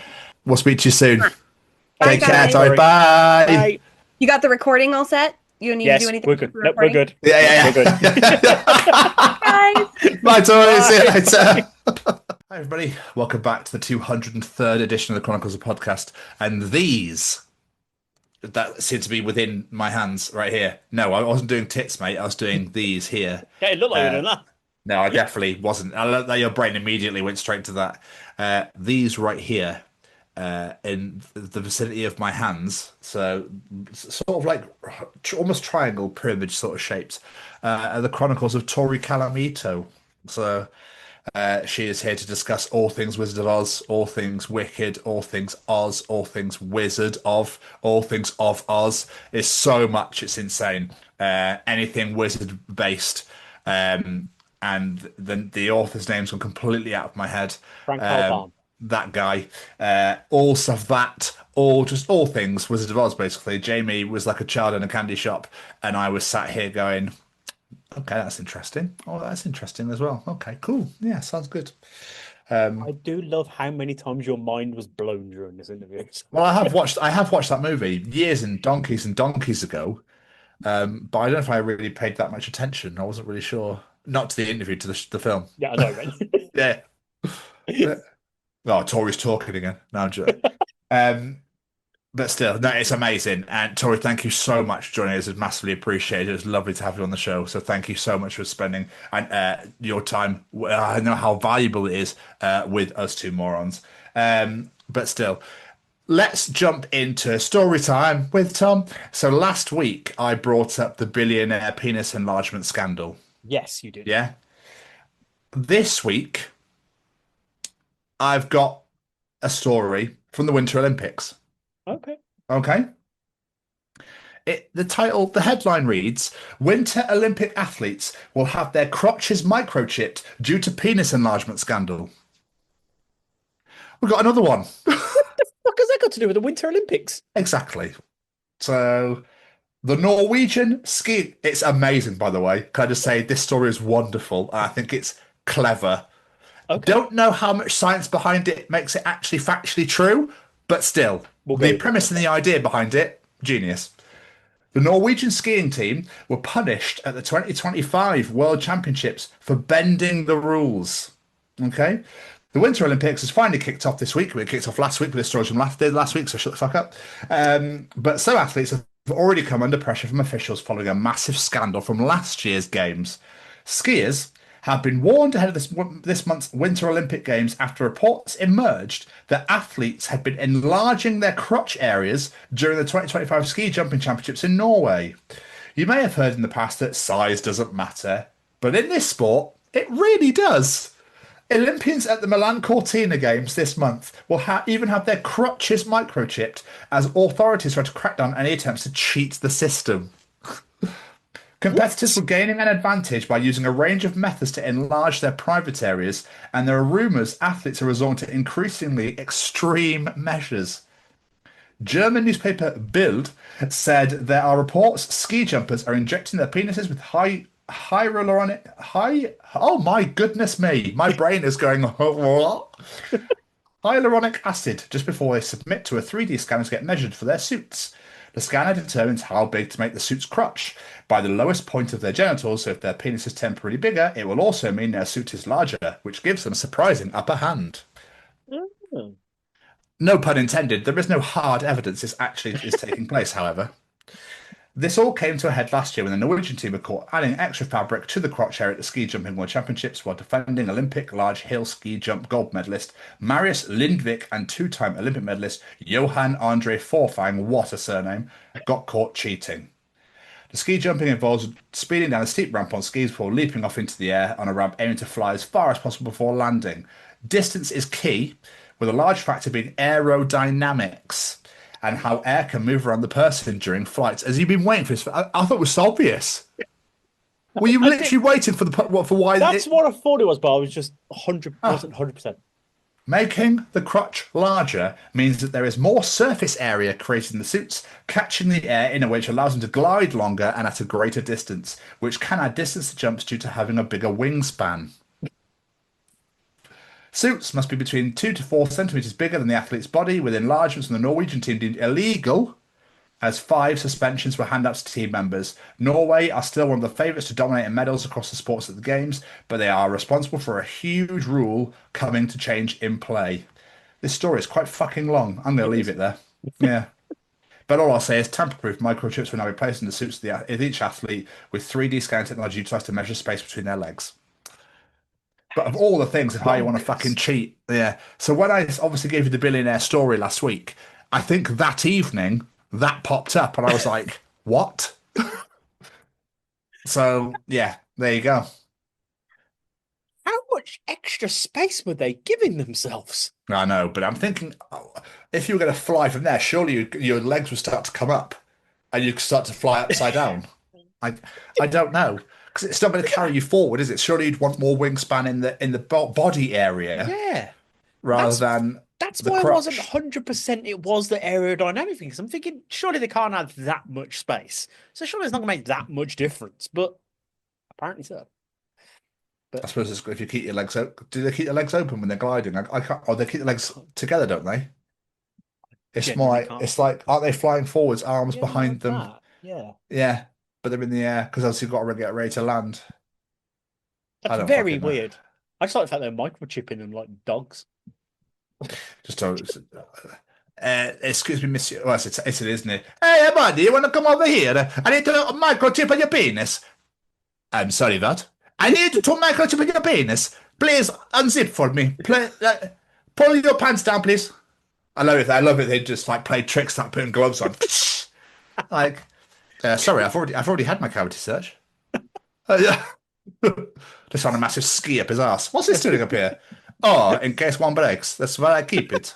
I like the idea of them not telling them the real reason they're doing it. Just in case we lose you on the ramp, we can locate you easily. Could you just put like an Apple tag on my on my boot or something? No. This is so much easier and very painless. It has to be in the penis. Only way it'd work. Yeah, it's the only way it'd work. Yeah, exactly. We hear rumor of cheating, you see, aerodynamic, yeah. So we thought the way to punish them to make sure they don't cheat in the future is we need to microchip your penis. Such a weird fucking way to go around Maybe it. submit and go like, oh, I won't do it again, I promise. Or something, I don't know. By the way, do it again, and we'll put a needle in your dick. Okay, I won't do it again. No problem. No problem at all. Weird. Oh, oh. Not We this thought Prince conversation Albert was again. bad. I know, I know. Jesus Christ, here we go. Sorry to bring that to your attention. Fucking So, hell. so very weird. So very, Yes, very weird. yes, yes. Um, but also last Saturday, the rock and metal world was saddened to hear of the passing of Three Doors Down singer Brad Arnold. Sadly, he was diagnosed with cancer, I believe, last year, and he was an absolute trooper. But there's a video they posted. His last video he posted, you can tell like he's just a skeleton, basically. Yeah. Bless him. So obviously, yeah, he's been fighting. It was obviously aggressive. It's only been under a year, I think, and then sadly we lost him last weekend. And it's really weird. Like, what's been amazing though is the amount of outpouring and love for like Yeah. Three Doors Down songs, and like people playing them everywhere. And then like people like these lyrics just hit so much harder now, and you listen to it, you're like, fuck, like, jeez, I can't handle this already. But I literally saw, I think, about five Here Without You live songs, but like back to back. I So love that song. But that song hit with me because of the Eddie Guerrero tribute video when Eddie passed away, because that's the song that was on that. So I always associate that song with Eddie. So it's now it's two of them. It's fucking horrible. Here without you, baby. Do you still with me? yeah, Absolutely Johnny horrible. Cash's "Hurts" was the song that I heard for Eddie was for Eddie's tribute video. Hmm. Yeah, so maybe there's a couple of ones, but yeah, that's the song I associate with Eddie. But um, I remember my brother when we were kids, well, we're teenagers, loving it. Like he played it to death, that album. But I never got bored of it, and I was interested because my brother very much came into like the grungy sort of it. He's into like funk punk and stuff now and Mm. weird shit. I say weird shit. It's not weird, but he likes funky riffs and funky guitar stuff, and so he loves Chili's. Chili's one of his favorite bands ever, and like 311, and then loads of bands I've never heard of. So yeah, he's just like, oh, have you heard of Corey Wong? I'm like, nope. He's like, oh, he's Oh, amazing. Yeah, fair enough. guitarist. Yeah, he just loves it. Anything that's really funky and is just he loves it. But yes, that's how. So that's the first album. I think one of the first albums he ever bought was that record. I can't remember what it's fucking called. Away from the Sun, I Think think so. it's Yeah, called. the Yeah. name sounds familiar. Yeah. There's some belters on there. But apparently he wrote Kryptonite when he was 15 in school. Wow, really? Yeah, And that song is an absolute banger. It's probably their like most famous song as well. yeah, it's absolutely incredible. So yeah, sadly, we lost Brad Arnold. He was only 47. Fucking I know. hell, it's I know. no And age. then we've had another doozy today. Yeah, I was gonna say like James Vanderbeek has passed away. Like I could not believe this. He's one of those names. I wasn't a fan of Dawson's Creek growing up. It wasn't my sort of thing, but everyone knew that face. Every time you watch a thing, it's like collage of things from the 90s. Dawson's Creek is there. Yeah. Like I said, I watched one episode of Dawson's Creek, and that's because the murder dolls are on it. But Were it's they? yeah. We talked to Wednesday and AC about this. Oh, we did, yeah. But yeah, it's one of those faces, and of course for me, he did a cameo in a Jane Silent Bob film, so that always was well. But Done plenty of that, my friend. Holy shit, you're the Dawson! 48 years old he was. Died from colorectal cancer, which he'd been battling for 3 years. Yeah, He's you know when you see these stories on social media and you go, "Oh, of course," because you don't know whether it's real anymore. It's not like the most well-known source, shall we no, I say? know what you And you mean. go, Yeah, "Oh, okay," like when Chester Bennington sadly passed away when he killed himself, and you're like, at the beginning, I was like, "Oh, it's clearly a hoax," and it was real. And now so when I saw that he had cancer, I was like, "Ah, of course he does." Do you know what I mean? Because yeah, it I know what wasn't you mean. like an actual legit like sort of news source, but it's true. Horribly true, and yeah, six kids as well. Six, Six Jesus. kids leaving behind as well. Oh, fucking fuck you, cancer. Simply, just fuck you. You know, Yeah, it's a yeah, bastard. yeah. Really, Just there's no other way to word it. Just fuck you. So taking all the good people and leaving all the fuckers left. Yeah. What did David Howard Thornton, the guy that plays Terrifier, plays Art the Clown, said? Another one taken by cancer, but they won't take the massive orange cancer away. Yeah. Yeah, sadly. Says it fucking all. Oh, horrible, horrible day. But Yes. Sadly. Go on. I have a topical news article to bring to you, sir, because this is absolutely bonkers. When this oh my god, I can't talk. When this edition comes out, the following day is Valentine's Day, the day of love, whatever. Have you seen what Asda is doing? Oh, no. So, this comes from the Metro, the greatest source of journalism. Anyone to get a quick buck, is that what Yeah. it is, basically? Yeah, of course it is. Fucking commercialized day. This is such bullshit when you've got This is- 364 other ones that you can tell your partner that you love them on. Right. If you've ever watched one too many rom-coms as a teen, you've likely fantasized about the perfect meet cute. Can't say I have. What the hell's that? What's a meet cute? When you meet someone. That's the meet cute, when you meet someone and it's all cute. I don't know. I don't speak children. But did you ever picture your once-in-a-lifetime moment taking place in Asda? Probably not. Oh, However, no. for better or worse, the retailer is offering shoppers the chance to try and meet a potential match in stores. Several Asda supermarkets will be introducing special red shopping baskets on Valentine's Day, which singles can use to signify that they're single and open to talk. What a terrible fucking idea this is. Oh, met the love of my life down the cheese aisle. Like, what the fuck? I mean, in a way, it's kind of nice because what if someone's feeling lonely? What if somebody actually wants a conversation? Yeah. That's kind of lovely. I think that's quite nice by it. But, Mummy, Daddy, where'd you meet? Oh, Tenerife. Yeah, that's where it was. Down the beach del Sol. Yeah, that's exactly where it was. About 2:45 p.m. Fucking shut up. No, we won't fucking tell about the Manchego and the Gorgonzola. No. Yeah. The best part, the one good part is it's only happening in 3 stores. Oh, But what 3 stores What's they the point? are, I don't know. But the 3 stores they've chosen are fucking weird. right. Before you say anything, Wrexham, Colchester, and Stirling. Unfortunately, you're wrong on those. God damn it. Leicester, Yeah. Okay. Liverpool, Yeah. Cities. and Of course. Glasgow. Yeah. Of course, it's cities. Of all, just fucking I'd love to be in a Glasgow Asda. Just it's be like, so yeah, fuck it. right. That would be hilarious. I think you'd hate to be in the Liverpool one. Right. Hey, Tackett, you fucking single, like. You want to fucking come over, fucking do me around bins up back? The most romantic city. Yeah, it's so fucking. Glasgow would be like, you know, they're fucking. You don't come from that wee fucking job here, mate, out back. Fucking come on then, mate. Come on, you might as well come with me. Like, and Leicester, I've never been to, so I can't make judgy jokes about and be a Not prick. About. missing on anything, but it's one of the things, like you said, it's Not cute. missing on anything. What? Not missing out on anything. Oh. I fucking said it wrong. I was like, because we come from Birmingham, so that sort of area, so they just miss words out. Yes, that's exactly what it is. You had the fucking Farage conference there, I think yesterday or today or something. Oh, dear Lord. Your big Yeah. reform, yeah, bullshit. Yesterday, dickhead. But yeah, so it's one of those ones, like you said, I think it's cute. It's a nice idea, but it's just a terrible idea at the same time. It's 2 stabby cities in Leicester. yeah, exactly. What? Weird. Just weird. I love the idea though.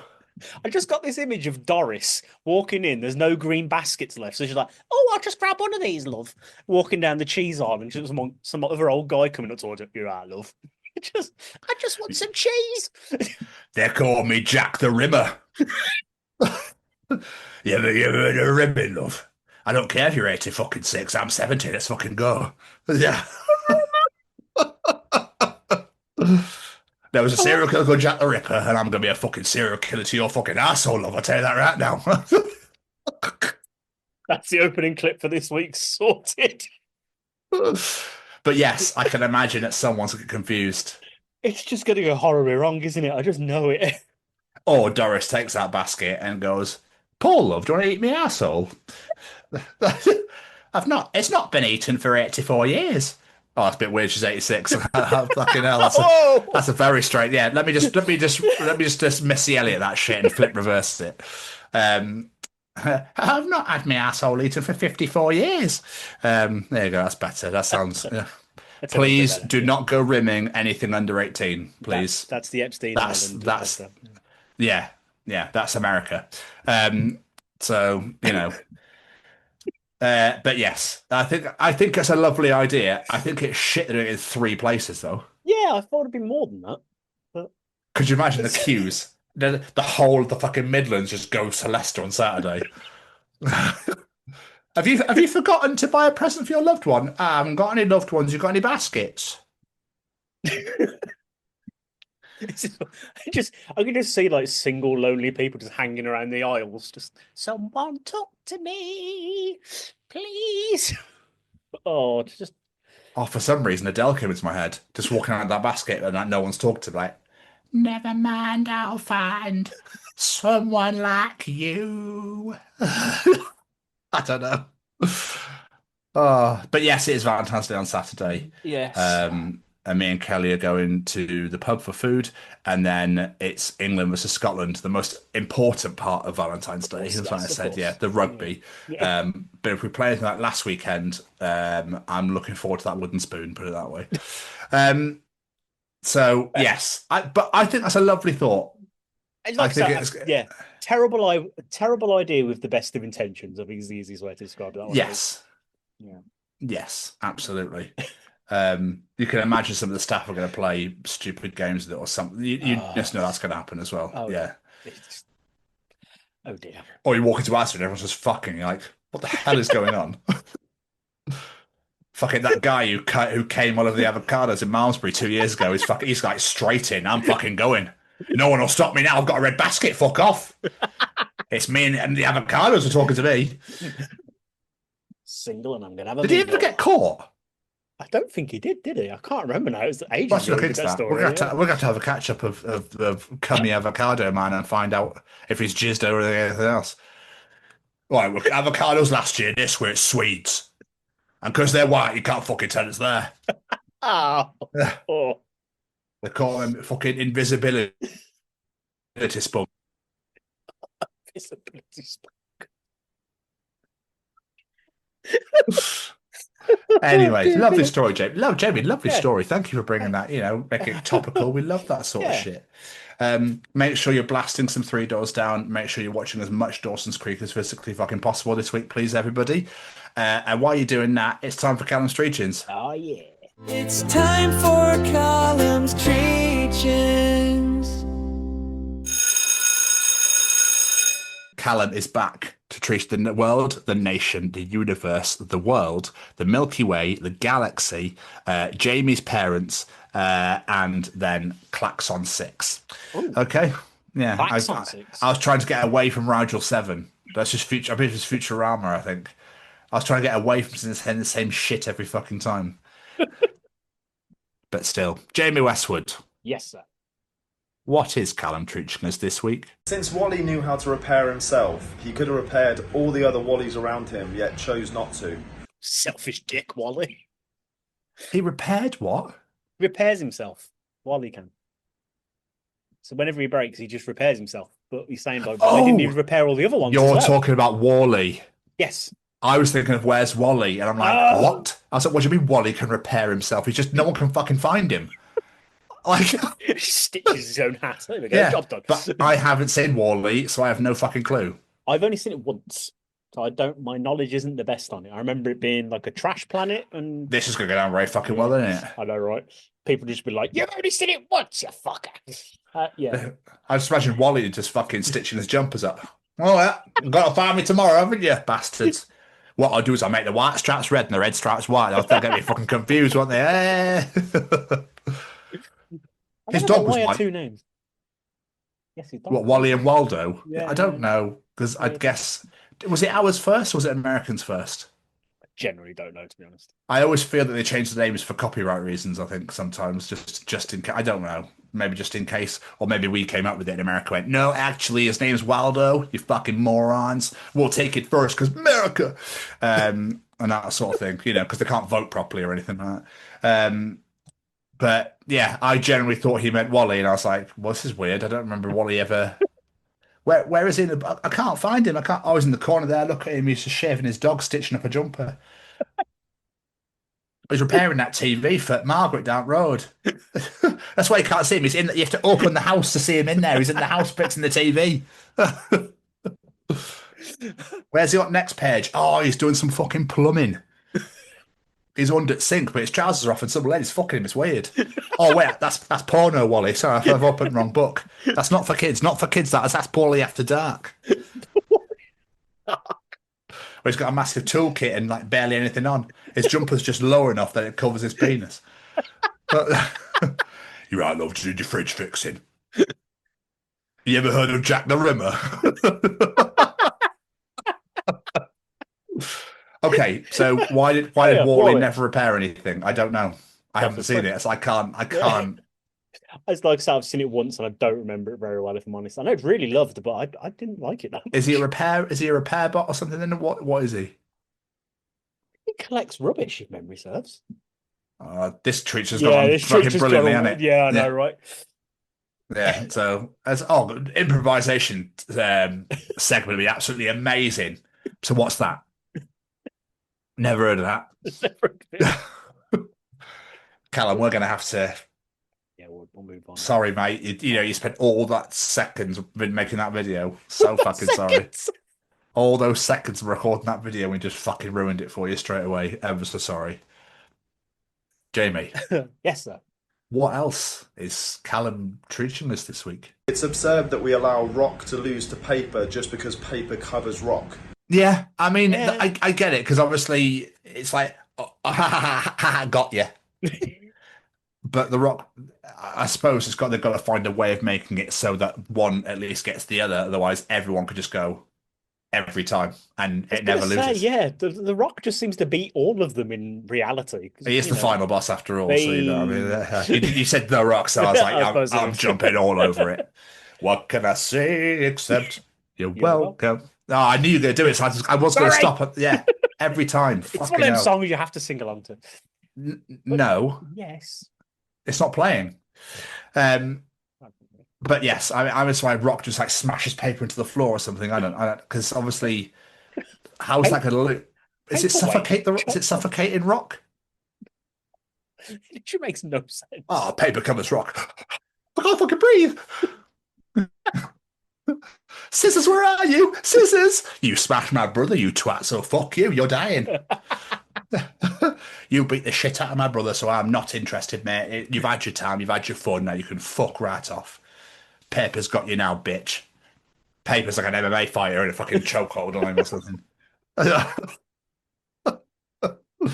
It's like the weirdest cartoon ever. Yeah, I bet it's out there somewhere. Someone's got to have made it. Mate, everyone's made everything. Well, yeah.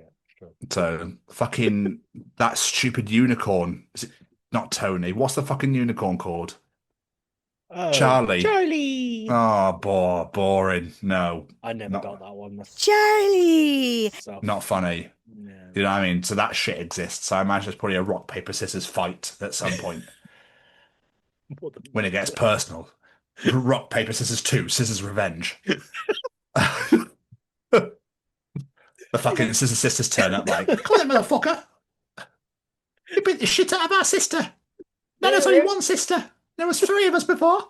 So we're now called Scissor Sister, not Scissor Sisters, because there's not many of us anymore. You little prick. Is this your Jake Shears voice? Who's Jake Shears? The singer from Scissor Sisters. Oh, I don't know. I didn't know that. Sorry, my Scissor Sisters knowledge is not very vast. Fair enough. I don't Scissor Sisters for Scissor. The Rock for the Rock, obviously. Who's Paper? Who is Paper? It's a good one. I can't think of anyone whose name even sounds remotely like Paper. For some reason, the person that came into my head, so obviously I thought of Paper Mache, then Mache turned into Machete. What's that actor called? Danny Trejo. Danny Trejo. Why not? He could be Paper. Why not? I mean, if he can Didn't beat Rock, he's going to be an angry Mexican at Is worst. it true about Danny Trejo that he dies in everything he's in because he used to be a drug dealer or he used to be like a really bad person before he became an actor? I've heard that before, yeah. I'm pretty sure that's true. I think apart from Machete, the film series, because he's in like loads of them, unless he dies in them as well. I've never watched them. I don't. I just think he's a bit of a legend if that's the case. You know, that he's trying to right his wrongs by being like, "I've never been a good guy, so I will never survive." Yeah. Apparently he's a really nice guy. I've heard before. Worship at the feet. We're not worthy, sir. You are an absolute hero in my eyes, anyway. I think that's beautiful. And finally, Jamie, and finally, what is Callum? I don't know, treating us this week. What we should really do with the Super Bowl next year is have Weird Al run the halftime show. Fuck yes. Do you know what, right? I think that'd be amazing. And at least it means that everybody would be fucking happy. Yeah. The amount of people that are still bitching now, you're like, guys, it was 3 days ago. Can we just get over it now? I know. Obviously, I've got that to bring to the table Yeah, after of this, course. obviously, Yeah, because yeah, I watched it. But Yeah. I think Weird Al would be an amazing halftime. I think it'd be brilliant. The amount of people he could come up and do like his parodies of their songs and stuff like brilliant. So apparently Jay-Z picks Yes. the acts. So who do you think next year's going to be? Don't. Like, how can you top it? Yeah. I'm trying to think who's like really popular at the minute. It might be a good one, But yeah, I mean, I'm down for Weird Al. That was wonderful answer, mate. Thanks. Yeah. Good think, Oh, all right. you're asking me questions. I don't know any answers. This is some wonderful content we're making right here. Give a suggestion then. I was thinking, I don't know, Britney Spears. There you go. Bring back all the greatest hits of the 90s. Apparently, rock bands struggle to do it because they can't actually they can't plug anything in. Green Day obviously did, but they were like, I don't know. There's something about people spout a lot of bollocks because the amount of people every year. Where's Metallica? Where's Metallica? Is boring. But yeah, it'll be some big singer. Probably Justin Bieber, maybe Taylor Swift. So Has Taylor Swift done it before? No. That's probably a good shout, especially if her husband's team is in the Super Bowl. I can't remember who he plays for. Travis Kelce, Kansas City Chiefs. Their wedding the is a day before my birthday. Who is it? Yeah. Not that it has any relevance. I'm fucking nobody. They picked like, it for that day. You could have picked the 12th, so it made my day a bit more special and bigger. You know what I mean? And people be talking about it all the time, be like, yeah, because that's my birthday. That right there. They picked it because they wanted to celebrate me. Yeah. No, that's not what I'm saying. I mean, they will heighten the day, not because it's my birthday. Oh, fucking, don't make me look like a right prick. But yeah, I mean, Weird Al Yankovic, and he could just do everybody else's songs in his style, and that'd be superb. He'll just do Bad Bunny covers the whole And then he could just do everyone else's Super Bowl halftime show setups, but all mixed together. That'd be amazing. And every section he walks into, he could do that section of their song. That's an incredible idea. So you could have the Amish Paradise at one point. You could have White and Nerdy at one point. You could have there's a cooking one I think he does about alien spaceships and shit. That one in there as well. The video he thinks things are attacking him, but he's doing a cooking show and he's got a tinfoil hat on. I know the one. Remember, I can't think of the name of the song. Yeah. That's all right. And then you could do what's the happy cover? Oh, Tacky. Yeah. So you could have that for a Williams sort of area as well as do Tacky. I just think that's a cool idea. It won't happen because, they want money. But yeah, at least Maggot wouldn't cry about it. So there we are. Callum, mate. Oh, absolutely stunning. Absolutely stunning. We apologise for the Wally one. But as soon as you brought it up, yes. So obviously the Super Bowl was this Sunday, just gone. And obviously everybody is fucking crying about how it wasn't in English and all that shit. I thought the Super Bowl halftime show, right, was not my cup of tea musically, but my God, I really enjoyed it. It's beautiful. It was really fun. And the amount of people that were up dancing, the amount of videos I've seen of Latino and Puerto Rican people and everything, and everyone's up and dancing, just enjoying themselves. People were even watching the halftime show just in their homes with their wives and families. Everyone was just enjoying it and like having a good time. You could see people just being like having a bit of a, you know what I mean, a bit of a shake and a boogie because you couldn't not. was going to say it's not my cup of tea music wise, but I enjoyed, even including the music, I enjoyed it a lot more than I thought I would. And yeah, you can't not be happy and have a little bit of a boogie to that type of music. Exactly. I love that he took a bump as well when he went through the So, roof yeah, and through the yeah. table. Yeah, yeah. That's incredible.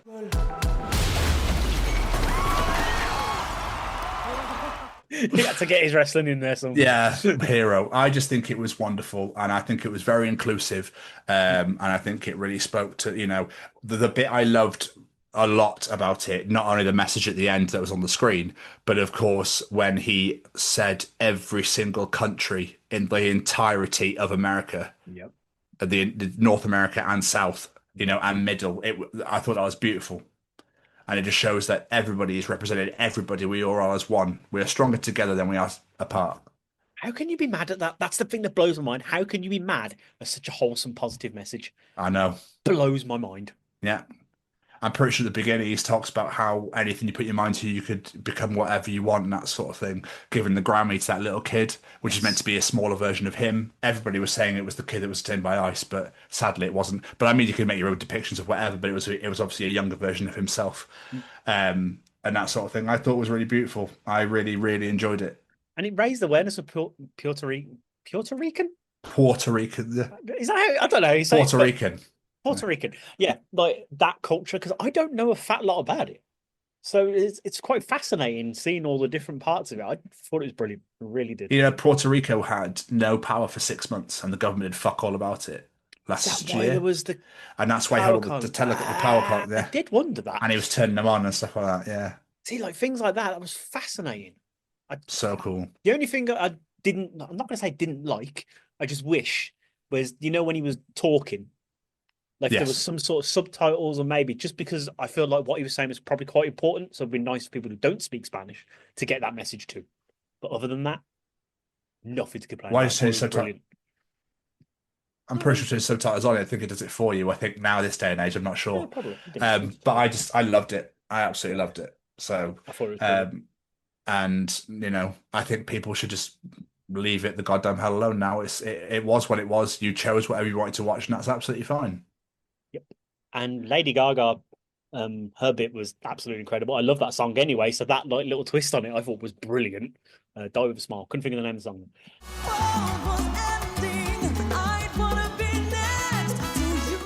But one thing, in the house, the pink house, Yes. was Pedro Pascal at the back? So you've spotted one person. Yes, he was. I thought he was. Yeah. I was watching it, I was like, is that Pedro? Yes. Because they don't make a deal of him. I was like, huh? There were quite a few Easter eggs in that crowd of people dancing at the front of the house. Oh, was there? Only So spotted him. Pedro Pascal was the only one I saw as well, Okay. Well, right? But Jessica Alba, was she? she was. If you look back, it shows her dancing. She's pretty much on, as soon as you walk through, you should see her on the end. But I missed her completely. Podcaster Alex Earl. And then he had Puerto Rican singer and young rapper Young Miko. He had Colombian singer-songwriter Carol G. Cardi B was there as well. But she's dating, or I now believe was dating, Stephon Diggs, who played for the New England Patriots. So she was there anyway. But she was also dancing and that sort of thing as well. What really got me, though, you mentioned Lady Gaga, was Ricky fucking Martin. Y también la playa quieren el barrio mío. Oh, of course, yeah. Yeah. So when he came on, I was like, is that Ricky Martin? He has not aged a day. No. If anything, he is Benjamin Button. He's got younger. I thought he looked amazing. He did, and he sounded amazing as well. Yeah. I thought that was absolutely stunning. I Still really got did. it as our Ricky. Yeah. So but that thing when you go, I was watching, I was like, I really recognise that guy. But I was like, this is good though. I was like, and then I just went, that's Ricky fucking Martin. Like, incredible. Who's also from Puerto Rico as well. I didn't realise that. I just thought it was awesome. Yeah. And I really enjoyed it. And, Rich Eisen gave it his 2 pence on it was also phenomenal. Okay. So, yeah, I shared it on Instagram earlier today, but It's stunning. But we'll see what happens because obviously nobody was very happy about it, were they? Um, but he actually broke the halftime show record with 135.4 million viewers. He beat Kendrick Lamar last year by 3 million people. Fuck. Yeah. The only thing that's really upsetting and annoying is I feel like a lot of this has all been based around fucking politics and this MAGA bullshit and Yeah. not just appreciating the culture and the artist. Because the following day, if you and Callum hadn't had that conversation on WhatsApp, I wouldn't have known who'd won. I still to this day have not seen a single article or anything about who won the Super Bowl. Nothing about the game, but I've saw 750 million fucking posts about the halftime show. Yeah. That's all everyone talks about. It's ridiculous. Green Day opened the Super Bowl and they were unbelievable. And the amount of people on NFL groups that were like, oh, why couldn't have Green Day done the halftime show? It was so much better. It's like, because they weren't asked. Yeah, simple as that. Yeah. Green Day were fucking sick. They've actually said, can we come back every year? They were so good. They opened with Holiday, they did Boulevard of Broken Dreams, and then did American Idiot, and then that was it. But it was absolutely beautiful. They were so good. And they had all these NFL legends on the stage with them as well. It was absolutely amazing. That's cool. So, yeah, really enjoyed them. They are on the NFL YouTube. If you go back and find it, you can watch the whole thing. I will watch. I was tempted to check out the other one just to get an idea, and then I was like, I couldn't bring myself to give them a view. I was like, no, get fucked. Oh, yeah, no, Yeah, absolutely. no. Pre-recorded. Was it pre-recorded as well? Pre-recorded and lip-synced, yeah. I heard it was lip synced. Yeah. What really makes me laugh, though, and everyone's also before I tell you what really makes me laugh, the amount of people. Is he related to Bugs Bunny? Boring. Grow up. Get over it. It's not funny. It's not hilarious at all. It's one's a cartoon and not real, and one is. So what was adorable? Did you see the post that Sesame Street put out or Elmo? yes. That was so fucking cute. Like I'd say he's more of a good bunny. So everyone, oh, well, we don't speak Spanish. We don't understand Spanish. We don't get it. Why are you putting something that's not American? Not American. Oh, because Barwick Darber is. How the fuck do you understand that? And I'm pretty sure he's got lyrics about fucking underage people and minor and yeah, exactly. Yeah. So fuck off. Yeah. Prick. I used to like him as well. Twat. Well, I used to like Skillet. It turns out he's a massive MAGA fan as well. Now that singer, so that band is in the bin. Yep. Didn't know that. Yeah. He's posted some really hateful stuff, like absolute fucker. Anyway. But what we love about the Super Bowl, Jamie, is we love adverts. Yes, we do love adverts. Now, I sent you I actually sent you 5 in the end because I forgot all about the last one. But we'll start with T-Mobile with Backstreet Boys and MGK. Absolutely loved that. And as it goes, you get a Slurpee. I just thought it was absolutely amazing. And they made the whole I went that way about T-Mobile. It was fucking genius.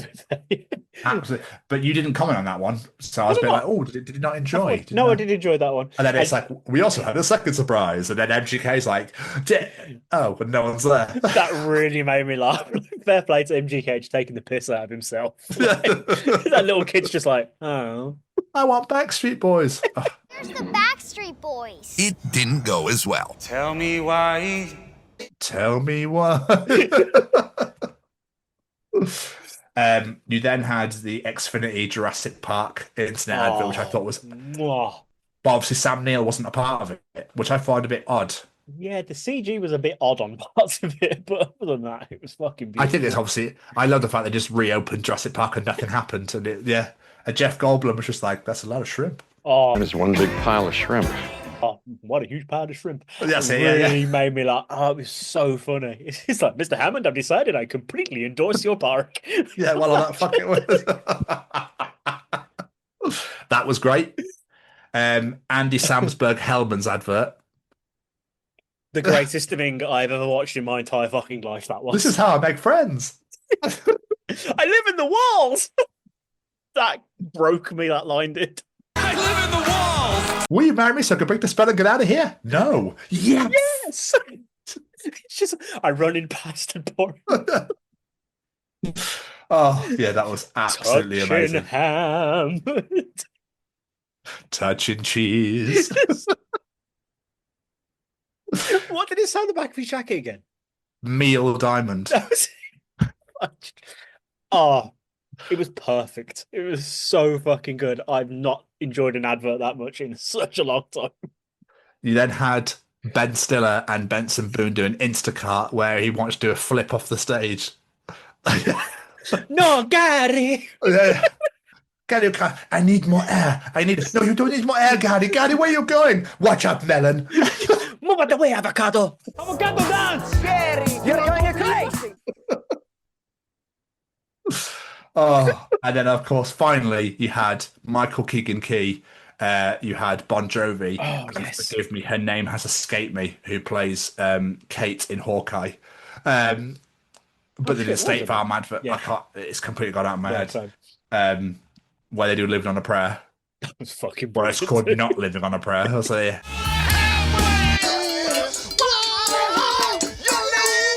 Yeah, absolutely. I love Michael Keegan-Key anyway. He really makes me laugh a lot. Yeah. He did a Paramount advert apparently as well as the head teacher, as the substitute teacher, Mr. Garvey. Oh, amazing. I have to find that. Be Louie! Do you mean blue? Okay. With like Hey Arnold. This was Nickelodeon characters, and I think Paw Patrol is. That's really good. That's awesome. Fine. I've never seen that. That randomly came into my head just now. And then I think Brad Pitt did a Bud Light advert as the Once Upon a Time in Hollywood. I think that's it. There's that one as well. There's loads, but this is what we love. The Super Bowl for is the fucking adverts. Obviously, Where's Usher 2 years ago was still one of my all-time favorites ever. With Christopher Walken, that is still one of my favorite adverts ever. Haven't you got a house I'm trying to perform? Yeah.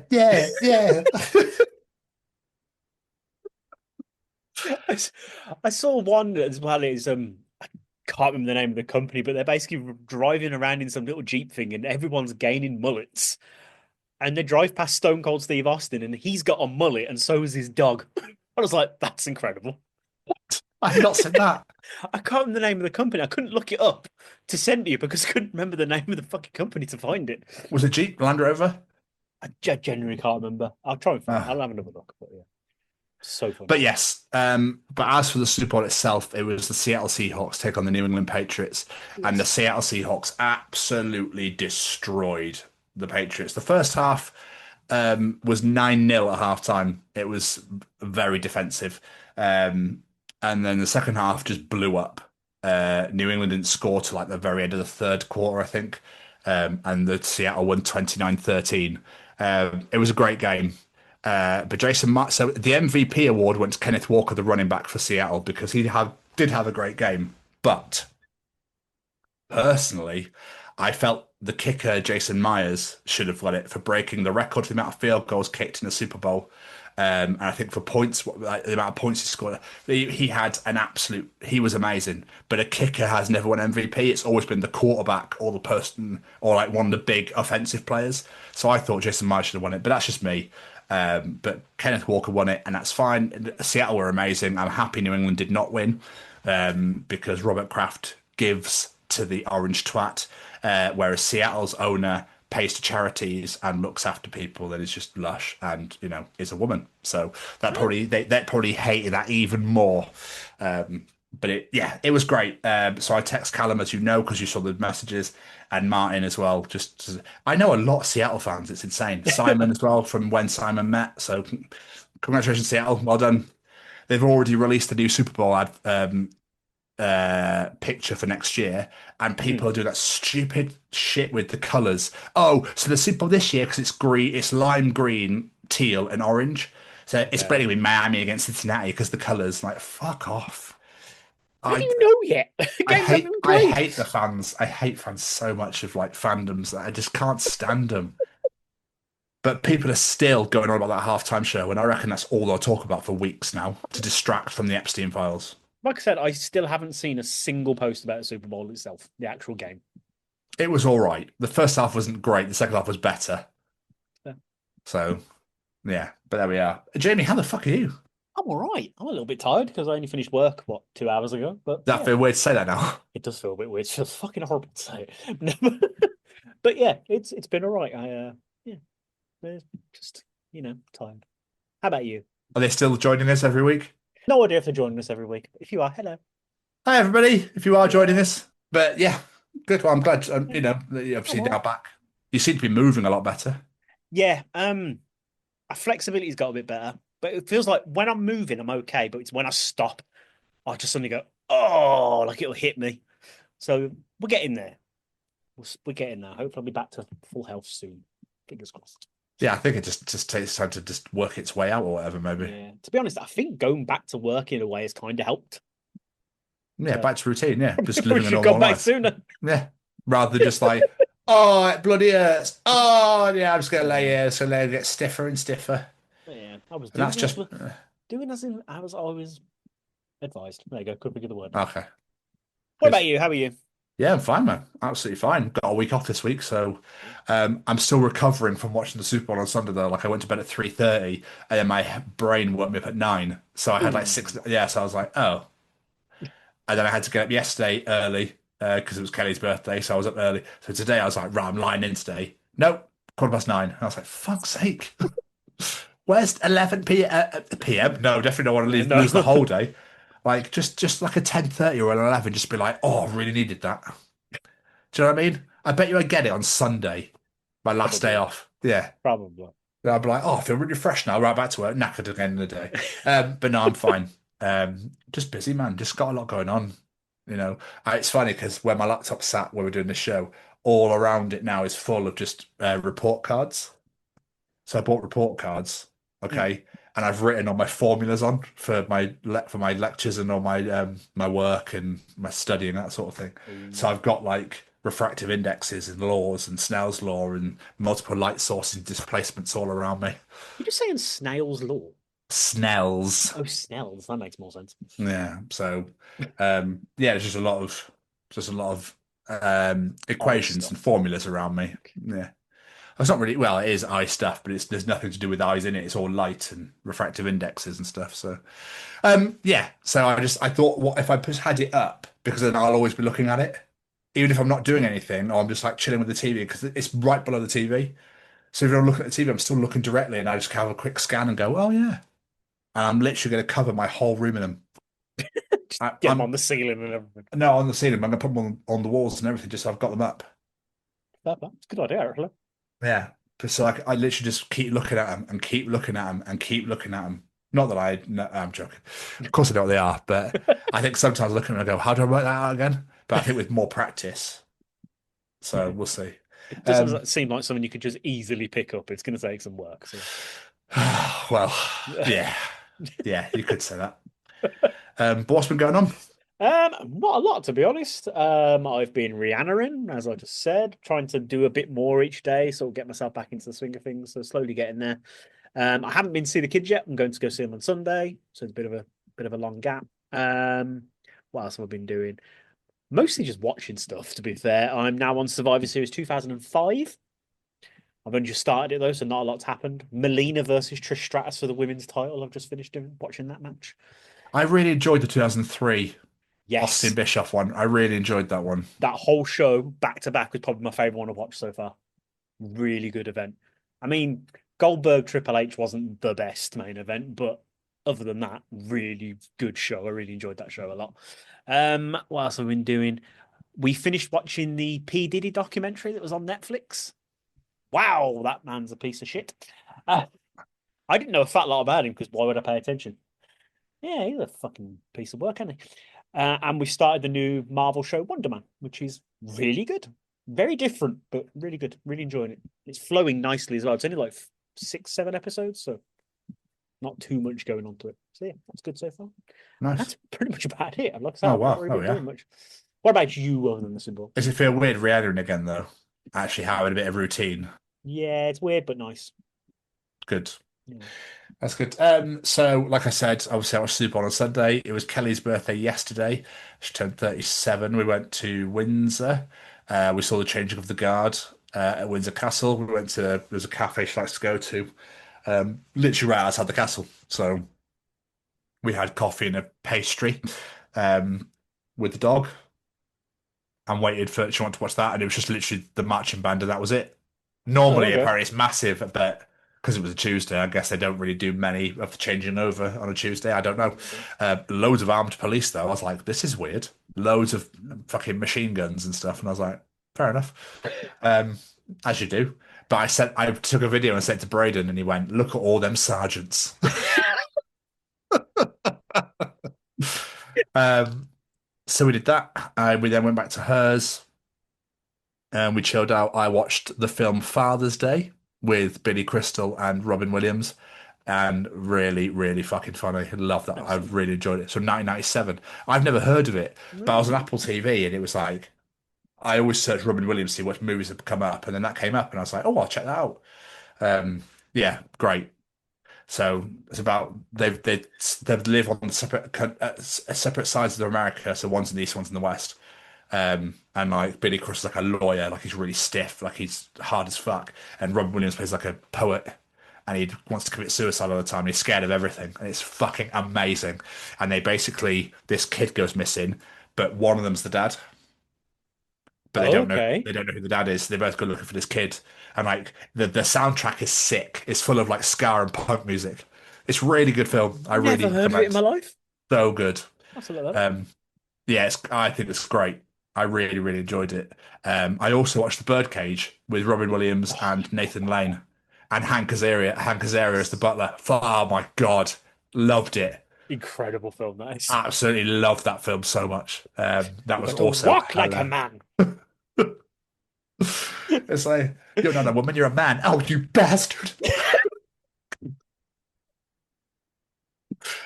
I cannot walk in these shoes. And then he goes flying forwards. Such a great film. I I've loved seen that it. in years. Absolutely loved it. Also another great film, The Birdcage. You should go check that out as well. Based on a play or a true story? It's based on something. I think it's based on a play. Yeah. I can't remember. Yeah, really, really enjoyed that. I've been watching Ted Lasso. I've got 3 episodes left, but they've announced season 4's coming, so I'm like, yes. Very wholesome show. There are some. I don't like awkward comedy, and there's some very awkward moments in it where I feel very uncomfortable. So I have to look away from the screen. I can't. Okay. I can't. It makes me feel really like sick. I hate it. So watching Ted Lasso. I watched more of The Walking Dead. I've almost finished that now. Finally, thank fucking Christ. I think you should get like a fucking award for watching that program. Then to If you start get the spin all the way through. Oh, I think I'll leave them for a while. What else have I been doing? Obviously, been spending time with Kelly. Like I said, I saw her Sunday as well. I've got the week off. Been studying like fucking mad. Been watching a lot of WWE. I'm almost fully up to date with AEW. I'm on Collision from Saturday, but Dynamite's tonight. So I'm like, shit.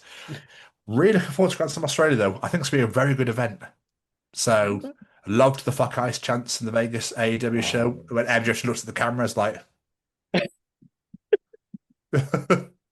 well, shouldn't you stop being naughty boys now? But I yeah, don't know man. any of the matches for Grand Slam Australia. Then is there many announced? Brody King MJF for the title. Nice. Orange Cassidy and Tony Storm versus Willie Utah and Marina Shafir hair versus hair match. Oh, okay. Very much looking forward to that. The way they've done that is so good. The build-up's been amazing. Megan Bain and Penelope Ford against Willow and Harley for the tag titles. Takeshita and Moxley. Yeah, so there's probably be more, but it's going to be sick. I love it. I love AEW. It's just so good. Just reminds me of being a teen again, watching like classic Attitude Era sort of stuff. I just love it. I've been reading. I think that's about it. Love it. You've been busy. Yeah. Not on fuck all. We're very busy. We're going to Longleat on Friday for her birthday again, and then obviously, like I said, the rugby. Oh, the rugby. Okay. Do I want to talk about this? I don't know the score, so Mate, we played Italy, and Italy is a game you should be winning. We lost. We lost 18-15. The rain was coming down, though. But we were terrible. And with the quality we have, I was watching that game going like, how are we this bad? Like, how? And then Italy, obviously, is a huge victory for them. Huge. Oh, yeah. We have England Saturday at home. If we play how we did against Italy, you're going to make us look like Wales. Fucking terrible. So I'd like to be quietly confident about it, but I'm not even confident about it. Oh, dear. So I just hope it's a great game. We don't get just fucking drubbed. Just hope it But was a bad day. I think it's time to get a new head coach, to be honest. But that's me. I think he's been there long enough now. I think he's had plenty of time to, sort it out. But with the quality we have, we should be winning fucking loads. But there you are, Scotland for you. That's just how life is. It's the hope that kills you, Jamie. It's the hope that kills you. That's what it says on the little sign as you enter the country.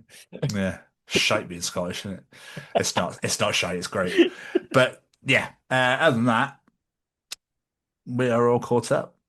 So, Jamie, Yes, sir. what is your single of the week? Oh, my single of the week this week is something a little bit different. It is Elenium featuring Bring Me the Horizon with Slave to the Rhythm.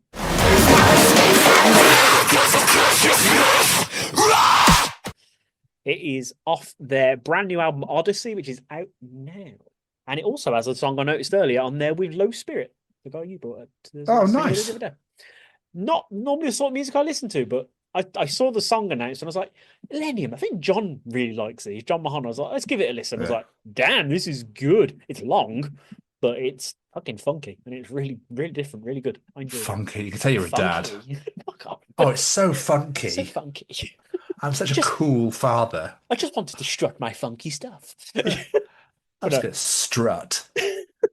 but yeah, really good song. I really enjoyed it. I do want to give a shout out as well to Delilah Bond because she's released a single "Illegal Aliens," all about the current situation in America.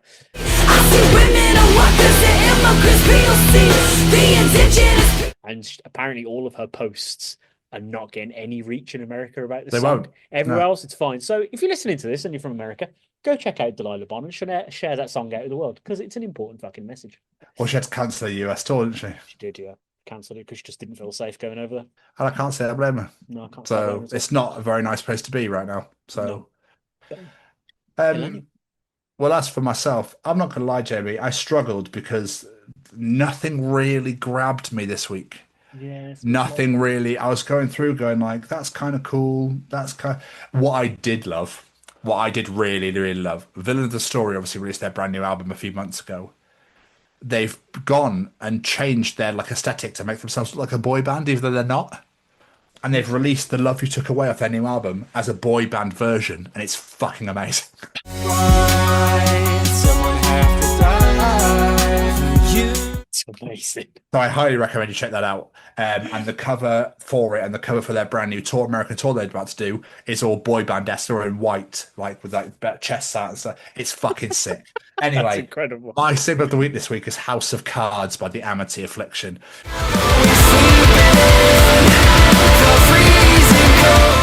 I used to absolutely love this band. Obviously, they went through a lot of turmoil last year with band members leaving for personal reasons and people falling out and etc. etc. But they are back with their brand new single House of Cards. It's very Amity Affliction. It's fucking great. It was my pick of the week this week, my single of the week this week. Yeah, but like I said, I struggled, really struggled. It was quite light pickings this week, but that is also a very good song. I saw it and was like, that's going to be Tom's. Did you actually? Or No, I did because I know how much you love that band. So I was like, that's probably going to be Tom's. Nah, there we are. But still, make sure you go and check all of those tracks out, especially Delilah Bond's Americans. Make sure you go and listen to Delilah Bond and Legal Aliens right now. And while you're looking for that, it's time for Tom's Journal. It's time for Tom's Journal. Welcome to another edition of Tom's Journal. Mother Goose. I really need some ideas for some nursery rhymes. Me. A young boy and a young girl fall down a hill, and the boy suffers a head injury. Mother Goose. What? These are for children? Me. Mother Goose. Me. An egg falls off the wall and dies?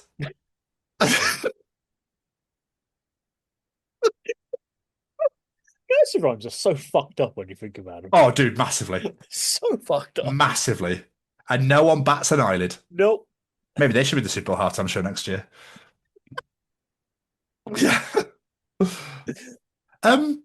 Trying to find a needle in a haystack isn't actually that hard at all. Like, all you got to do is burn the fucking hay. You, son, you are the future. Find the hay in a needle stack, though. Changing the expression. It's going with that now. Oh. Just jumping back to nursery rhymes real quick. Man. Humpty Dumpty fell off the wall. King. Who? Man, you know, the big egg guy. King. The what? Man, we need all of your horses and men to put him back together. King. Okay. Turns the whistle to advisor. What the fuck is going on? Where it came from that it's a fucking egg. It doesn't say that in the song, does it? I don't know. Very odd. I don't know. I can't answer this question. Or one of life's greatest mysteries. They should put it on Unsolved Mystery, shouldn't they? Should. I swear I read somewhere that it was actually a cannon. But for some reason, he's always depicted as an egg. It's a cannon? Yeah, apparently the original story was a cannon that just fell off the wall, so they had to go put it back up because, you know, part of their defences and shit. But and it was called Humpty Dumpty? Yeah, that's the bit that I'm lost on, and the fact they turned him into an egg in the story, but there we are. Oh, my days. They probably thought nobody would notice. Probably. Nobody noticed, man. Exactly that. It'd be fine. You wouldn't know my girlfriend, Jamie. She sells seashells by the seashore. The seashore is actually the worst possible location for her to sell her seashells. Well, if she sold seashells further from the seashore, she'd probably sell more of them. It's a really good point. I've never thought of that. Who's buying shells? Oh, I think I fucked it at the beginning as well, but I thought I'd just keep going and make it look like I hadn't actually fucked it, but I think I did. That's the problem with a tongue twister. If you fuck it, it's just part of the tongue twister. It's fine. Yeah, exactly. That's like it's called a blowjob, isn't it? Anyway,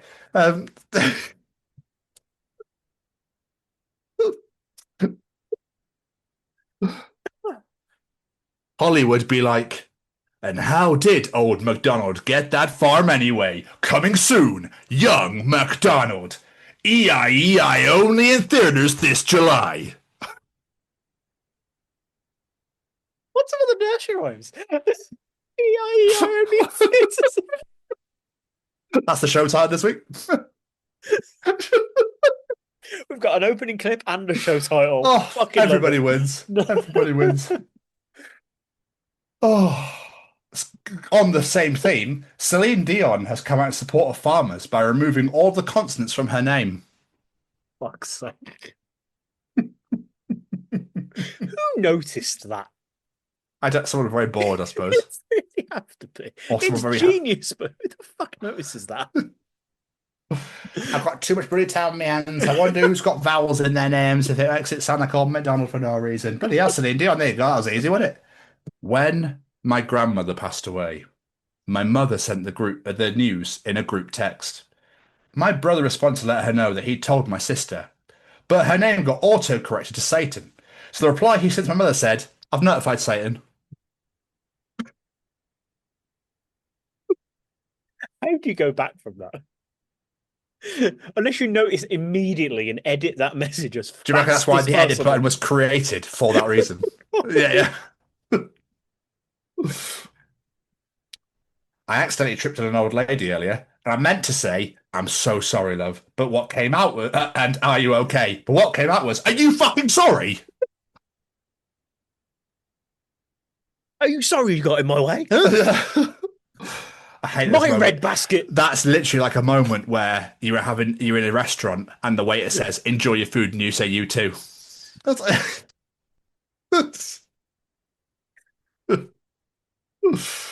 Oh, We've all done it. I'll give you a couple more. My 9-year-old son took my iPhone and in 5 minutes sent high-resolution close-up shots of my dog's clenched sphincter to the following. My mum, my business partner, his mum, my wife, Guy I sent to the grad school in 2000. Guy went to grad school within 2000. HSBC, my accountant, and the San Diego Blood Bank and Shake Shack's text bot.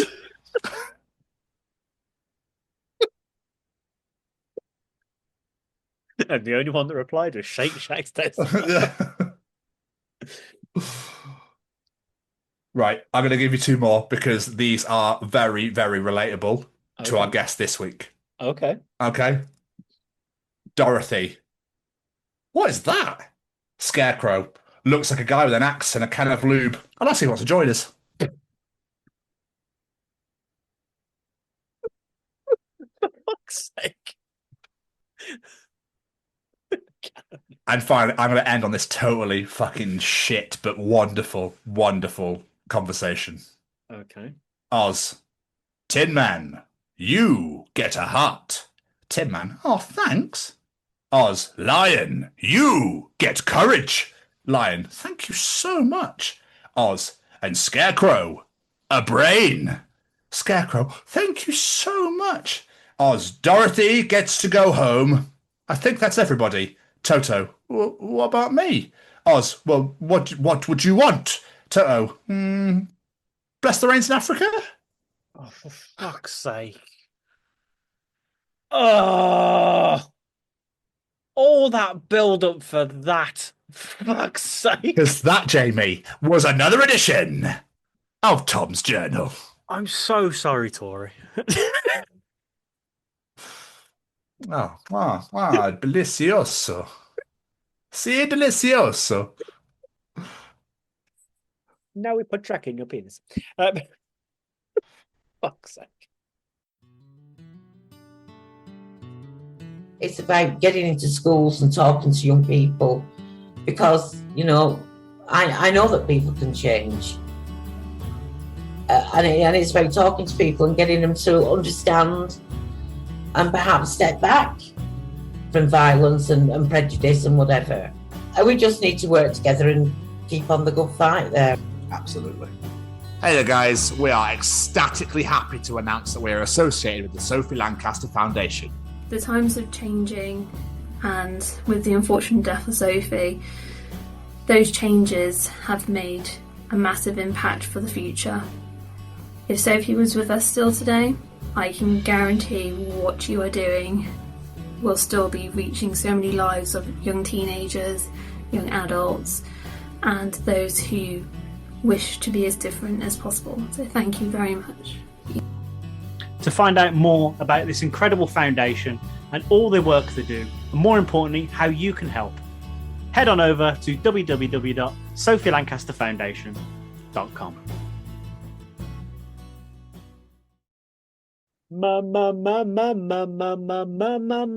Mr. Stevens. That was terrible. What was that? It's supposed to be kryptonite, but it didn't come out right. What, my ethereal sound? Yeah. Oh, no, I thought you were doing, I don't know. Yes, it's right for Jamie. It's time to do his challenge. And this is how I feel. You need to answer his questions now before you come through the door. I don't know why you're outside, but can you answer his question? I'm wide awake because now I see Jamie needs his answers now. Beautiful. I enjoyed that. Oh, let me mix this up a bit because that fucked up the last one. It's audience participation time, baby. So come on, answer my question. Oh. And tonight, girl, it better be more than just you and me because I could do quite a few answers to this. Oh, you could. It's better be more than 3. Oh. That's where I thought you were going. I was like, this is going to be so good. It better be more than 3. Damn it. I'm a little bit disappointed in myself. Sorry, I should have kept myself. Really good. Damn it. Oh, One down. sorry. I nailed it last week, so I was going to fuck it up this week. Right then, motherfuckers. It's time to play Jamie's challenge. And this is how I feel. I'll stab you in the throat unless you answer him now. Answer Jamie's question. I don't know why I'm playing a fake ass guitar while I'm singing, cause you must participate. I'm adding even more lyrics and notes into the song, so fuck you, I don't care, because it's now my song, so I'll sing it how I like. Answer Jamie's question, motherfucker bitch. I'm gonna stop now, otherwise I'll just keep going. Cheers, Natalie and Brilliant. Jamie's audience participation time. Oh! This week, I said, there's some albums we absolutely love, but is there an album that you'd name your child after? So with that in mind, this week we're asking, if you were to name your child after a 10 out of 10 album, what would they be named? Obviously, you brought this up the other week. See, mine aren't kids' names. You can't have Homesick or Dark Horse or Common Courtesy or, What Separates Me From You. I mean, a lot of these aren't kids' names, so it's fine. You? I think last time I said Paul Stanley, didn't I? When you throw those questions out, it probably helps to actually look at album names. Really wouldn't it? Yeah, just so you can actually get some sort of an idea. I'm so focused on getting other people's answers, I never think of my own. Master of Puppets, there you go. That's a human in a sense. Oh, Master of Mop. Puppets. Mop, come here, darling. Right, let's get some audience answers because these people actually think about it. Kelly Clayton, American Idiot. I mean, it's a bit weird, isn't it? One you're calling your kid an idiot and one you're giving them a completely different nationality. She's British. She was very proud of herself. But it works. Altered Scott, Blackbird. I'm not sure you can get away with that one. No, but they actually technically are called that, though, aren't they? Well, yeah, but I don't think the child is a bird. Lucy says, From Under the Cork Tree. I don't think I get away with calling my kid that, though. Former guest Runa says, Grace, brought by Jeff Buckley, which works well as it's in fact a name. Middle name, Appetite for Destruction, just to give her a bit of edge. Nice. I like that. I like that. Pidge the Gamer says, I'd have twins, 2001 and In Nothing We Trust. How'd you call your kid 2001?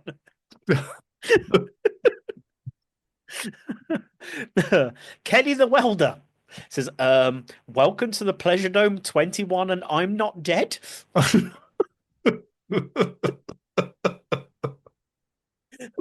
not dead. It's time for dinner.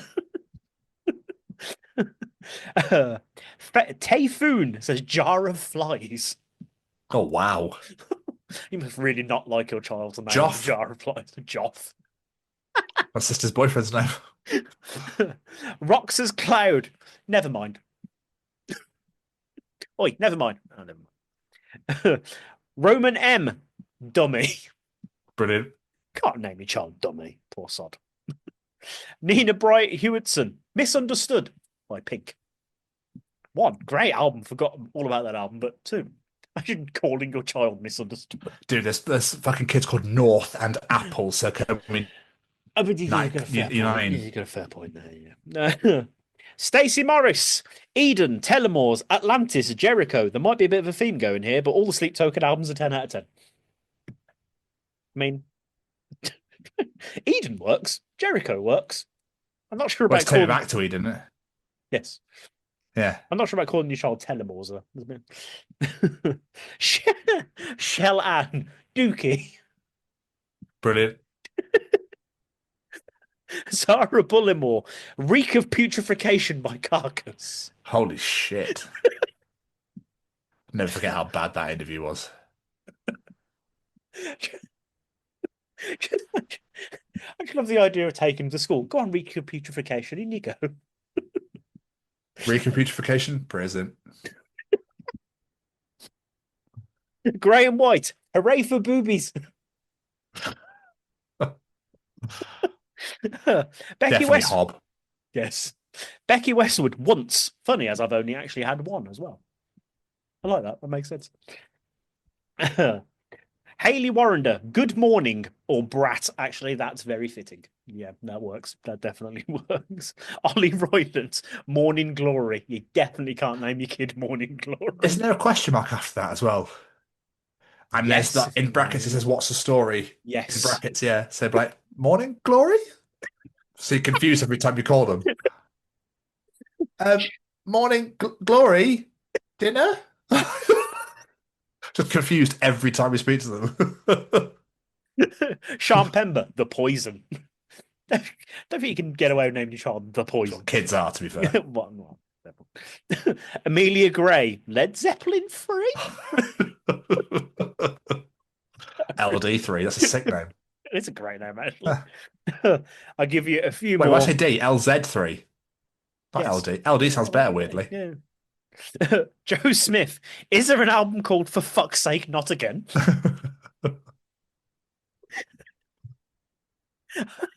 I'll give you two more.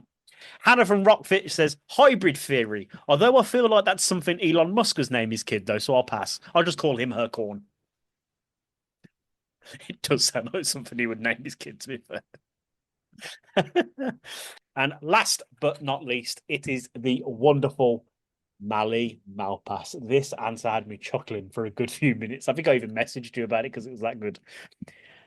Born to Do It by Craig David, but the whole thing, Born to Do It by Craig David Malpass. For a middle name, I'd included featuring the smash hit single 7 Days. Born to Do It, Craig David, featuring the smash hit single 7 Days, Malpass. Fucking brilliant. Hero. What an absolute hero. Plus, I didn't expect them to say Born to Do It by Craig David as a 10 out of 10 album. Hey, the guy had some tunes, didn't he? So. But thank you to absolutely everybody that participated in Jamie's challenge. As always, we appreciate the fucking ass out of it. And you can go and check out the other 202 editions, including this one. I mean, that's a lot of your life, and I'm really fucking sorry if you do actually go back and check them all out. Maybe start somewhere between 22, I think it starts at on YouTube, or something like that. Anyway, just go back as far as you want to go back. It's just literally us talking absolute shit anyway. So, but there's some glorious interviews to go and check out at the same time. But yeah, if you want to go check out the 100, 202, Spotify, Apple, Google, Heart FM, Radio 5 Live, TalkSport, the usual places. Ant and Dex Limitless Win, I think it's on there as well, and that sort of thing. And I'm a celebrity, get me out of here. But the main place to come and find us is all over social media at TCO Pod. It'll be Facebook, TikTok, Instagram, Threads, TikTok, Threads, the usual places, or LinkedIn, all at TCO Pod. But subscribe to us on the YouTube at the Chronicles of Podcast. Hit the bell to get notified when videos released and comment to your heart's content. That's all social media at TCO Pod, and subscribe on the YouTube at the Chronicles of Podcast. Don't you think, James? I definitely think they should do all of the above. Before we get out of here, let's say a massive thank you to a few of our friends.